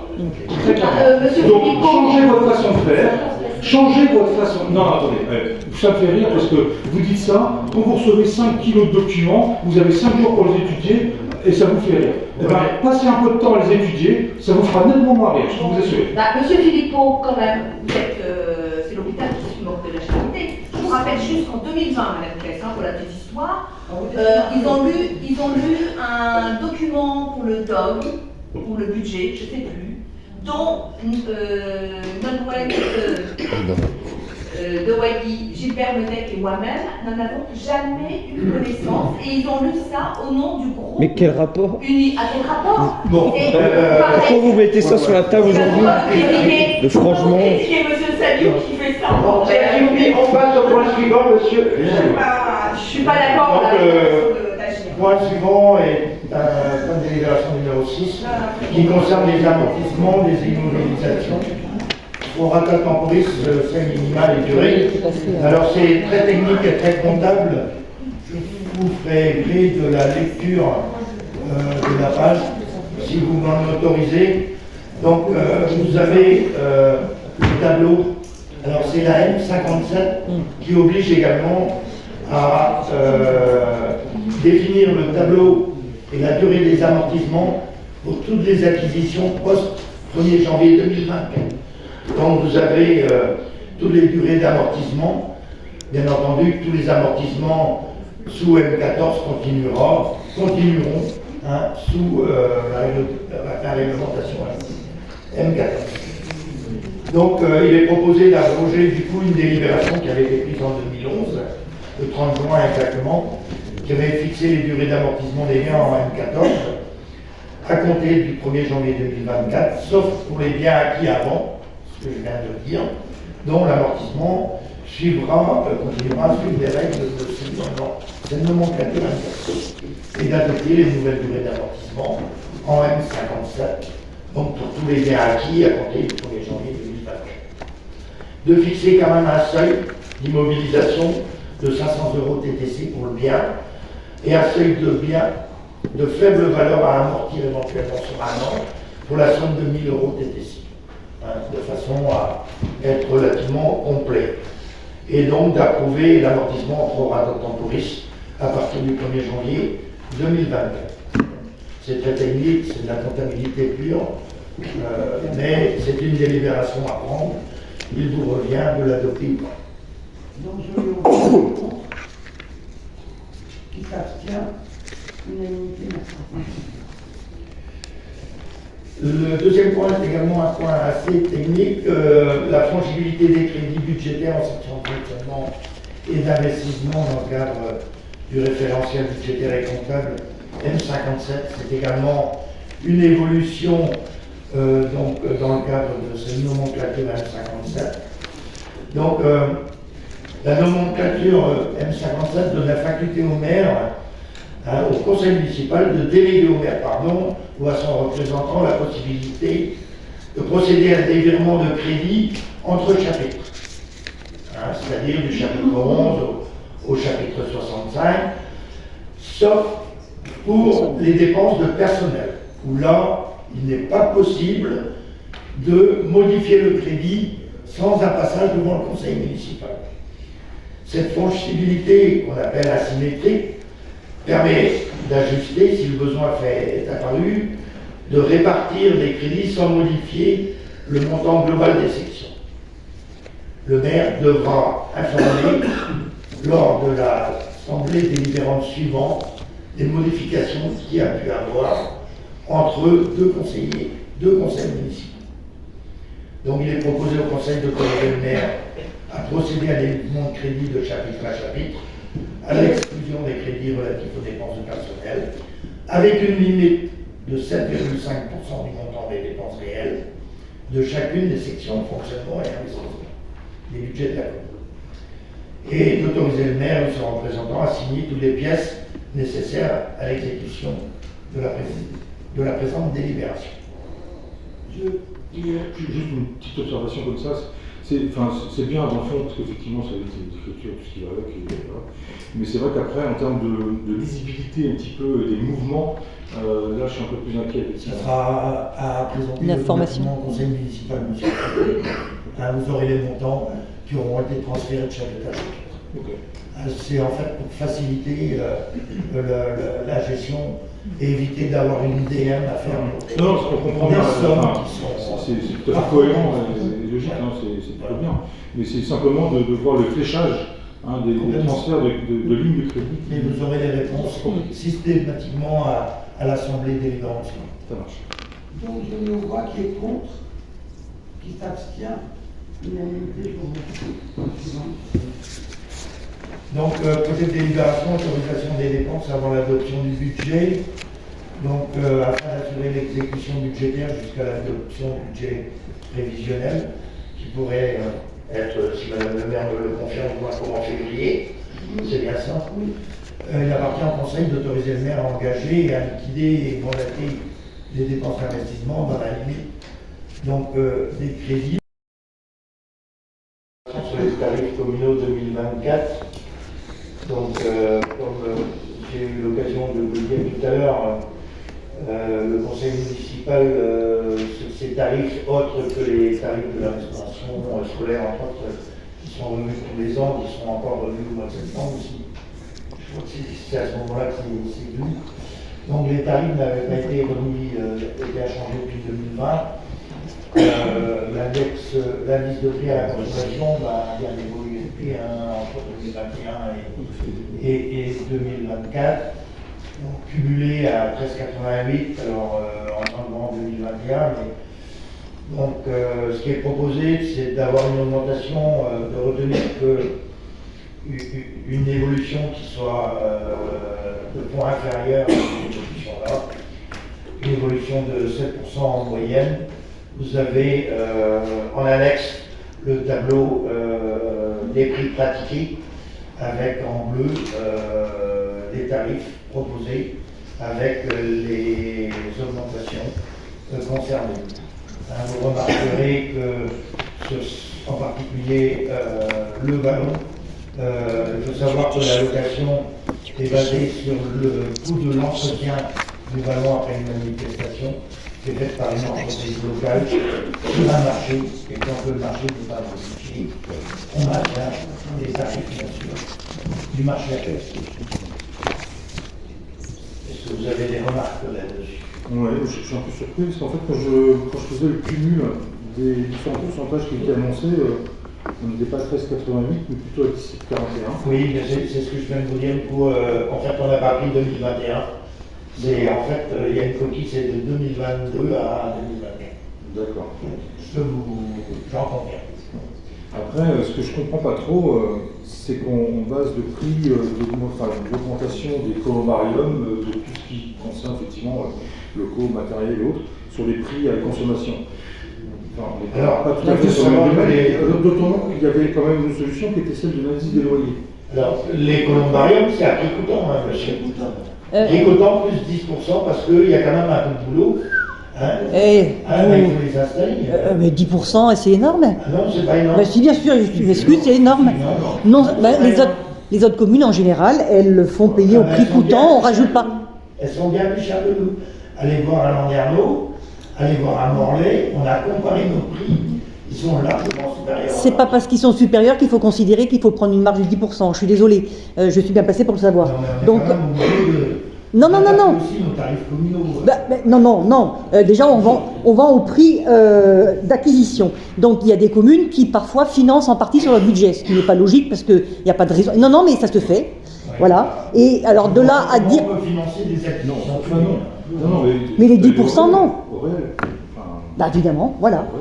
Mais pas 10%. On ne fait pas de l'argent sur ça. Non. Il faut savoir que les services techniques doivent être là. Non, et alors Ça, c'est un service public. C'est ça. C'est un service public. Bien on ne sûr. mélange pas tout. C'est pas la même chose. On ne fait pas d'argent sur le vente de columbarium. Enfin, sérieux. Non. Mais on ne va pas faire d'argent. Si. Si. C'est sur le service rendu. C'est différent. Non, soit vous facturez au réel, et à ce moment-là, il n'y a pas de surprise, c'est du réel, voilà. Soit vous ne définissez pas un tarif que vous justifiez comme ça, on met 10% parce qu'on prend l'inflation, etc. Non, c'est pas comme ça que ça fonctionne, je suis désolé. C'est pas par rapport à l'inflation. Non, je vais faire non. Bah si, c'est par rapport à l'inflation, c'est l'IPC, donc... Non, les columbariums, c'est plus de temps, plus 10%. Ils rajoutent 10%, voilà. Mais c'est énorme. Ah oui, sous prétexte d'inflation. Voilà. J'avais une question. Par rapport donc à la location des salles, est-ce qu'il est prévu, lorsqu'il y a des manifestations à but caritatif, est-ce qu'il est prévu une certaine forme de gratuité ou pas? Alors aujourd'hui, les associations landivisiennes, déjà dans la mesure où donc voilà, il n'y a que quand c'est à but lucratif que vous faites payer. Ouais, pour les anniversaires, les choses comme ça. Et encore, c'est les privés qui. L'automobile est gratuite, par exemple. Ah oui, Ouais. Si quelqu'un veut organiser un concert à but ouais, c'est ça. Ouais, maintenant, même pour les assurances visuelles, l'automobile est gratuite. Par exemple, Oh, non, je m'excuse, autre chose. Là, vous proposez une augmentation de 7%. Vous aviez fait le choix volontairement de ne pas augmenter ces différents prix de 2020 à 2024. Et tout d'un coup, vous décidez de faire un rattrapage. Excusez-moi, on n'a pas à se comporter comme ça. Si. Vous revenez en arrière. Je suis désolée parce que vous tenez compte du fait que l'augmentation qui n'a pas été faite précédemment, vous la faites pour l'avenir. En même temps, vous faites le calcul. Je peux terminer. Vous faites le calcul sur... Ben non, mais si bien sûr. On a même parlé de 18% depuis 2020. On est à 7%. C'est-à-dire que pendant 4 ans, on s'est abstenu d'augmenter. Oui. Aujourd'hui, on augmente de 7%. Ça veut dire que les Landivisiens ont profité et continueront de profiter. Non, parce que c'est tout d'un coup, d'une année 2023-2024, vous passez à plus 7%. Donc n'allez pas dire que vous ne faites pas un rattrapage. Je suis désolée. Je suis désolée. C'est vous qui l'avez. Exactement. Il est écrit. Il est écrit. Oui, tout à fait. C'est l'espace public, et alors, l'occupation du domaine public. On est toujours en période d'inflation qui reste importante, je suis désolée. Là, et bien voilà, ça dure depuis quelques années, il y a de plus en plus de gens en difficulté, et vous permettez... Et ben voilà, et vous, ça ne vous gêne pas de rajouter une couche? 7% sur des montants qui sont très faibles. Non, mais peu importe, c'est la façon de faire. Ah, n'allez pas vous vanter après d'avoir stabilisé, laissé au même prix entre 2020 et 2024, quand tout d'un coup vous profitez d'augmenter à 7%. C'est pas honnête. Ça vous gêne quand ça augmente un peu, visiblement? Ben non, attendez, qu'est-ce qu'on a dit tout à l'heure? Qu'on demandait à ce que chaque année, on puisse revoir les tarifs si besoin. On essaiera de les revoir. Et ben le problème, il est là. C'est que vous décidez tout d'un coup d'augmenter, et ça, je suis désolée, ça passe pas. Merci, vous savez très bien de quoi je parle. C'est vous qui êtes en charge de la préparation du budget et des finances. Je ne vois pas trop la différence non plus, honnêtement. Je pense pas que c'est... Donc je mets aux voix qui est contre. Qui s'abstient? Qui est pour? Je vous remercie. Monsieur Montpellier. Alors, projet de délibération numéro 14, sur la ZEI Frondeur, donc un projet de vente de la partielle section. Alors, peut-être mettre le plan, je peux aussi mettre le schéma de la phrase.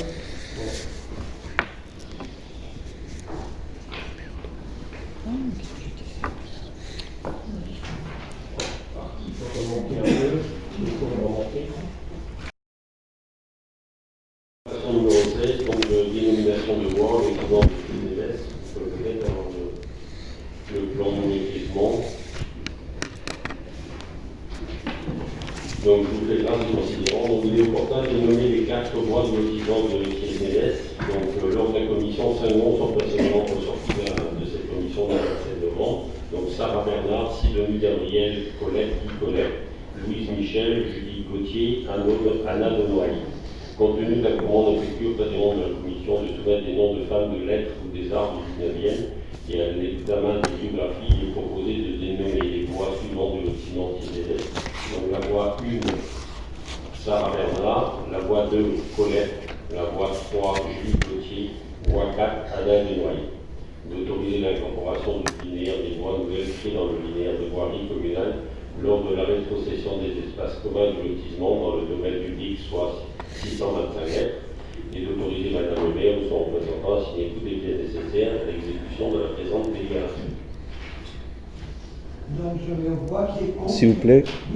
Il y a une raison pour laquelle la rue Louise Gauthier a été écartée. Louise Gauthier, pardon. Louise Michel. Oui, Louise Michel. Bon, on a regardé un peu sa bio, c'est vrai que elle rentre moins dans les critères en tant qu'auteur. Et puis, voilà, c'est un peu... Et Anna Denoy est du 20e. Ça ne pose pas de problème. Comment? Anna Denoy est du 20e siècle. Ouais, il y a quand même beaucoup qui sont quand même... Sarah Bernard s'est pas fait connaître pour son talent d'écriture quand même. Elle était plus nécrophile. Elle est née en 1876. Ouais, enfin, Sarah Bernard dans le nécrophile. on n'a pas de lien historique, je sais pas si... Enfin, Ouais. Non, enfin bref, peu importe. Ouais, peu importe. Après, le Mais- parcours de Michel, il n'y a pas de quoi rougir. Hein. Non, Ouais. au contraire.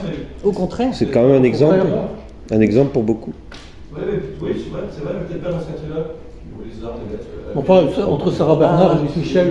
Bon, là, je suis désolé, l'argument, il est pas pour moi. Et à titre... Parce qu'elle était de gauche, c'est toi. Oh. Ah, À titre...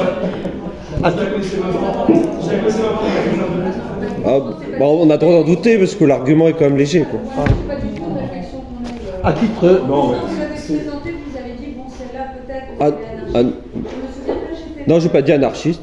Si. Ah, non. Bah, autant pour moi. Donc après, voilà, non, il n'y a aucune. Il fallait enlever. Elle est. Enfin, je veux dire, Louise Michel, ce qu'elle a fait, c'est très très bien, mais voilà. Mais ça suffit pas. Bah non. Après, chacun ses avis là-dessus, mais c'est pas une histoire de gauche, de droite, de centre. Bah, je me permets de poser la question quand même. C'est pour ça que je voudrais. Donc je me permets de mettre au vote. Attends, Madame le maire, je tenais à préciser pour les noms des rues. Aujourd'hui, il y a un historien qui s'appelle Pascal Blanchard, qui a édité sous les ordres, sous l'actuel gouvernement, une liste de 318 noms qui permet d'éviter tout litige avec le passé. Voilà. Donc, et surtout, ça permet d'avoir une diversité de noms qui permet la meilleure insertion possible de toutes les personnes qui ne sont pas forcément des origines locales. Voilà. Donc je vous invite pour les prochaines, voilà, si vous voulez bien, prendre en compte cette liste de 318 noms. C'est très très bien fait, hein, c'est pas et tout bord politique, comme ça il n'y a pas de polémique. Voilà, merci. Ok, merci monsieur. Donc je mets au voix qui est contre, qui s'abstient, à 4. Et qui est pour. Je vous remercie. Nous allons passer à la délibération 17, la convention de prestation qui arrive dans la mise en place d'un délégué de protection des données mutualisées dans le cadre du RGPD, le règlement général de la protection des données. Dans ce cadre, la communauté de communes et la commune qui a conventionné afin de mutualiser la fonction du DPD entre le PTI et les communes à l'échelle communautaire. Ainsi, il est proposé que la commune confie à la CCPL la mise en place d'un délégué de protection des données mutualisées.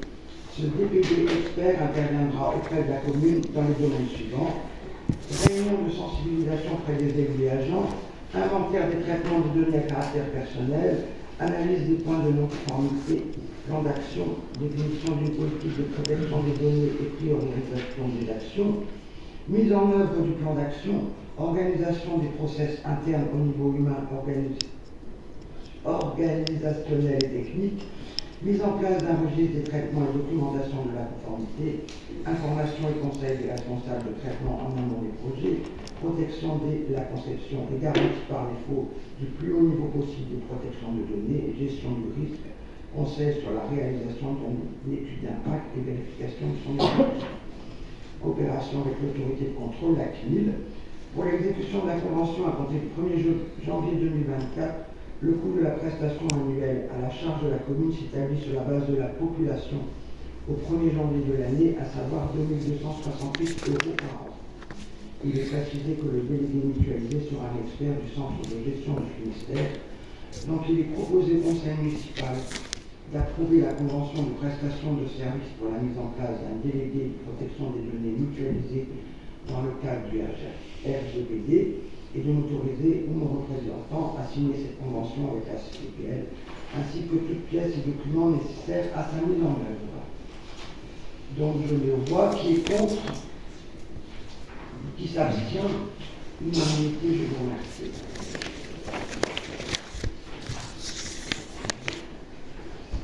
Alors le point suivant, c'est une information à la mise à jour du document unique d'évaluation des risques professionnels. Considérant que le résultat de cette évaluation des risques transcrit dans un document unique est mis à jour annuellement, le conseil municipal est informé que la mise à jour du document unique a été présentée au comité social territorial du 20 novembre 2023. Un document de synthèse des actions de prévention menées en 2023 est joint pour information. Et vous l'avez en annexe. Donc je demande au conseil municipal de prendre acte de l'information. Je reviens encore là-dessus, hein, je trouve que c'est pauvre, honnêtement, hein, ça me fait...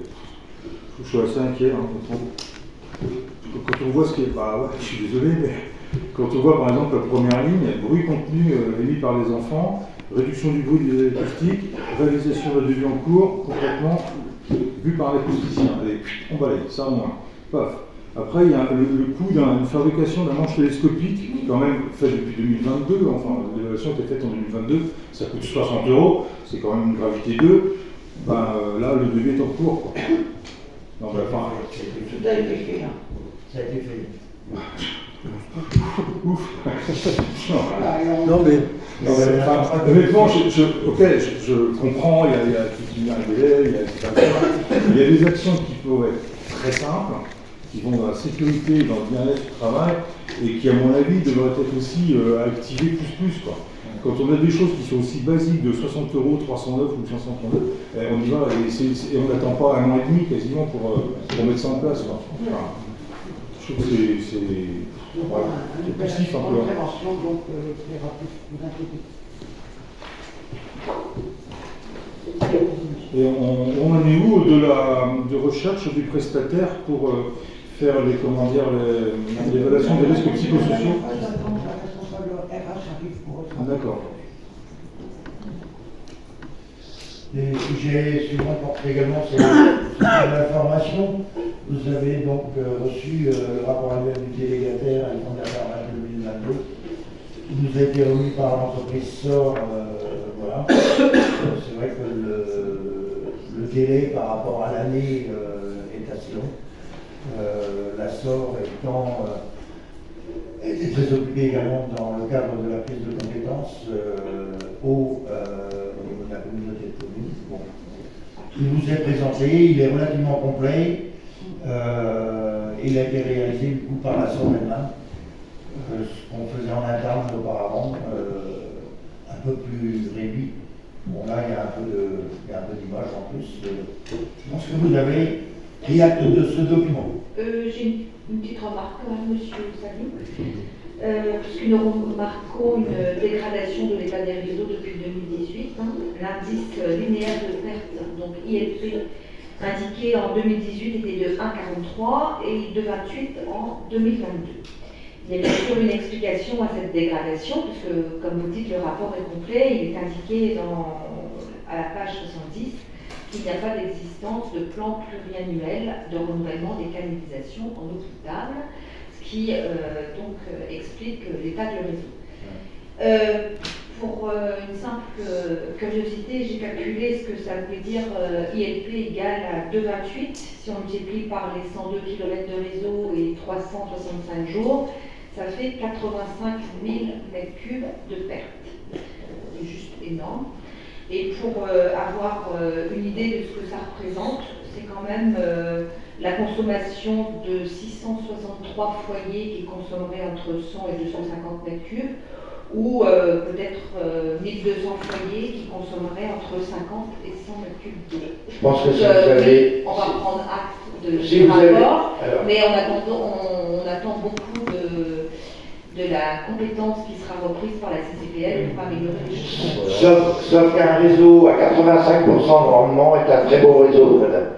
Donc là, vous annoncez à tout le monde que le réseau landivisien est mauvais, sauf que c'est pas vrai du tout. Si vous avez lu jusqu'au bout, vous avez un rendement de 85,7. Certes, il est légèrement en baisse, je vais vous dire pourquoi. Il y a eu des extensions de réseau faites sur la zone du Verne qui ont demandé énormément de purges, puisque c'est de la grosse tuyauterie. Il y a également eu de la rénovation au niveau entre la rue du Pontic et enfin toujours en zone du Verne. C'est des canalisations très importantes qui demandent énormément de purges. Donc ne dites pas non plus, c'est une...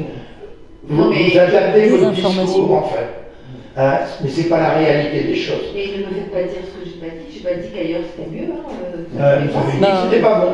Et moi j'ai dit le contraire. J'ai dit que ça s'était dégradé. J'ai pas dit que c'était mieux ni moins bien qu'à. Et sachez qu'on a travaillé avec. Je sais très bien que comme c'est sous terre, on voit pas. Donc. Et sachez qu'on a travaillé avec la CCPL pour préparer 2024 en termes du PPI. Comme ça, vous avez également... On aura un PBI comme c'est demandé par la Cour des comptes. On est sur une DSP, madame. Le contrat d'affermage avec la SOR concernant les compteurs de radio relève en effet, la SOR devait, avant la fin de son contrat, mettre en place de la télérelève sur tous les compteurs landivisiens. À la demande de la communauté de communes a demandé de surseoir à cette réalisation, tout simplement parce qu'elle souhaitait uniformiser sur l'ensemble du territoire cette radio-relève, utiliser le même produit sur les 19 communes du territoire. À ce titre, l'article 10 de l'avenant n'ayant pas été mis en œuvre, la SOR reversera en lieu et place à la ville de Landivisiau la somme de 265 000 €. Voilà. C'est l'évaluation de ce qui avait été réalisé dans le cadre du contrat. Vous avez eu également le rapport de la communauté de communes du pays de Landivisiau, le rapport d'activité du SDEF 2022, et vous avez, je vais passer la parole s'il n'y a pas de remarques là-dessus. La parole à M. Donc il s'agit de la centrale photovoltaïque de Pénarouat. La centrale photovoltaïque est un projet porté par le SDEF, donc qui se situe sur les deux communes d'Andivino et d'Iglon, le tout faisant à peu près 5 hectares. Le projet consiste en l'implantation de 8694 panneaux, ce qui couvre en fait 21 600 m², ce qui est quand même assez important. Et cette production couvrirait les besoins de 1170 foyers. Alors ce qui nous intéresse, c'est, je pense, c'est le SDEF a attribué le marché à Unitec, qui est une entreprise de Finistère, elle est basée à Quimper. Donc elle a été primée, je crois, à Paris tout récemment, dans cette entreprise.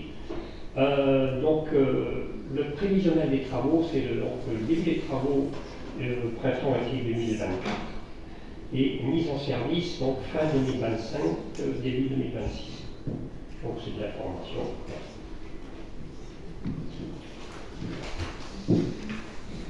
Je crois qu'il y a quelque chose que l'Andivisiau va percevoir.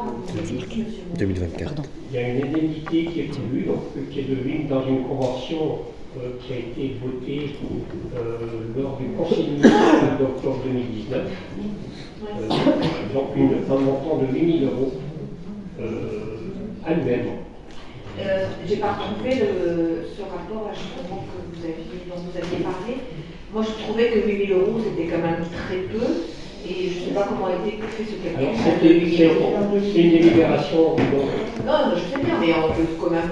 Je pense que c'était un terrain qui était prévu simplement en réhabilitation, avec aucun projet au départ. Normalement, de rien ni de rien. Donc la commune a certainement décidé à ce moment-là de dire on a une chance de mettre un projet dessus.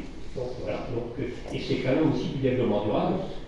C'est quand même une ancienne décharge, si je ne me trompe pas. Non, mais le projet est tout à fait. C'est bien. Donc c'est un accord certainement entre le SDEF et la commune. Et l'Andivisiau est toujours propriétaire Oui, c'est on va se rapprocher à nouveau du SDEF. On va se rapprocher du SDEF pour bien caler le début de la convention et la fin de la convention.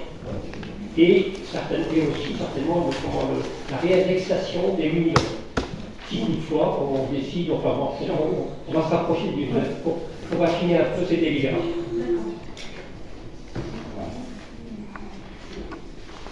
J'ai quelques dates à vous rappeler. Il y a les vœux au personnel le 22 décembre. Il y a les vœux au monde économique et associatif le 12 janvier.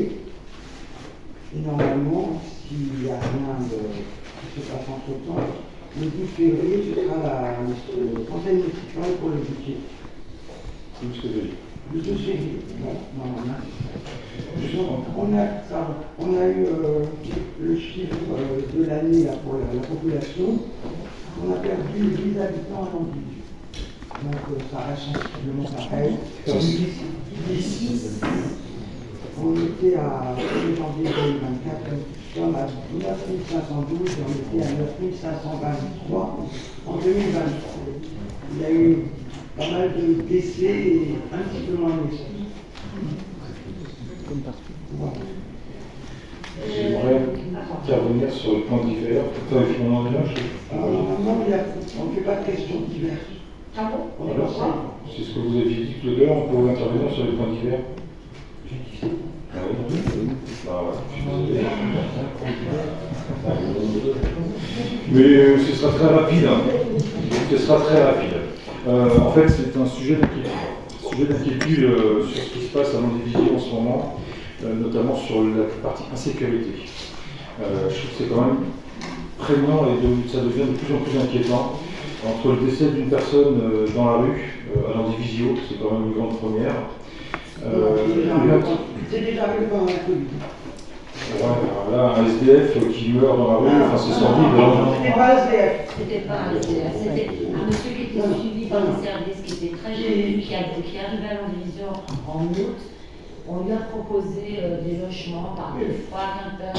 Le CCS l'a amené à la gare, le CDS l'a amené jusqu'à Quimper. À chaque fois, le monsieur revenait, il a été hospitalisé deux fois. Il sortait contre les médicales. On ne savait pas qu'il avait de la famille dans le coin, c'était en faisant après son décès. Il ne communiquait pas beaucoup, même s'il venait souvent, mais il était fermé. Après, on ne peut pas. On a fait. C'est pas un jugement du tout. Non.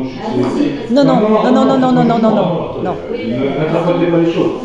Non, c'est un contexte un peu global. Alors, hormis ça, il y a quand même aussi une intrusion dans un cabinet d'un professionnel libéral. C'est fait sur lequel vous avez reçu des courriers, la gendarmerie aussi, et sur lequel on vous demandait d'informer le conseil municipal, ça n'a pas été fait, je me permets de le faire.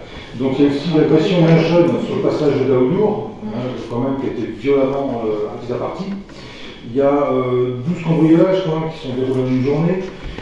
Il y a de la publicité qui est mise sur le matériel communal, publicité sauvage, entre guillemets, et puis personne ne dit rien. La police municipale a été prévenue, ça n'a pas changé, c'est toujours l'actualité, enfin voilà. Donc voilà, il y a ça.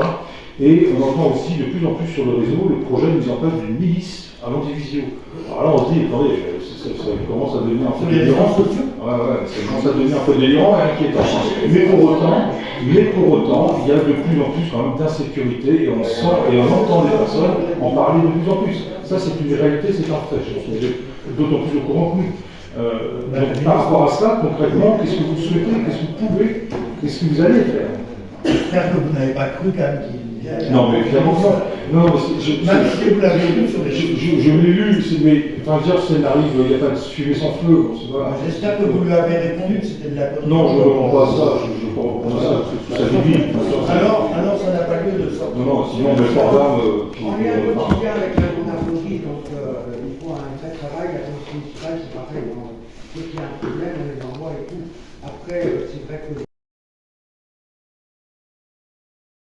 avec un lien proche avec la gendarmerie. On est au courant de tout. Et dès qu'il y a un problème, ils interviennent. Et on est alerté par la CCPL également quand il y a des désordres là tout le temps. Au niveau du Google, et on essaie de faire passer les services techniques pour faire en sorte que ça reste propre.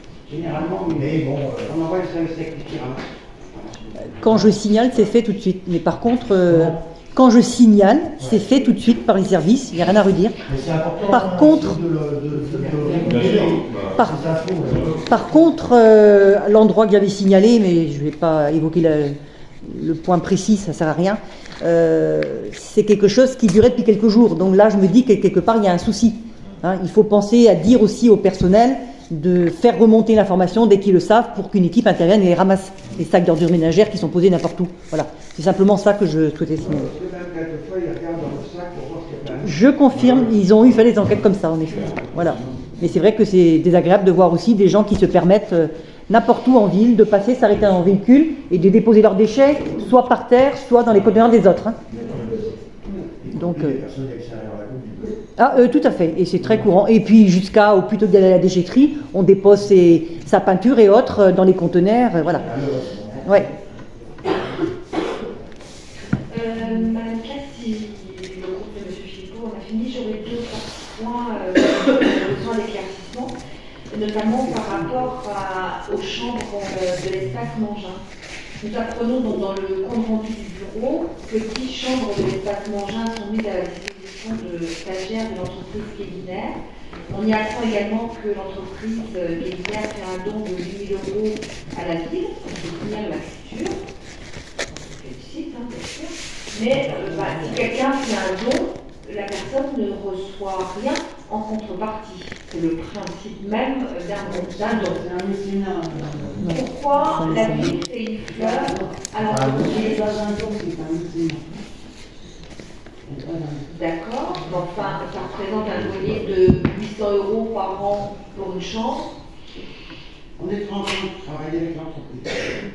Voilà, il y a le pôle des métiers pour les entreprises locales qui peuvent bénéficier.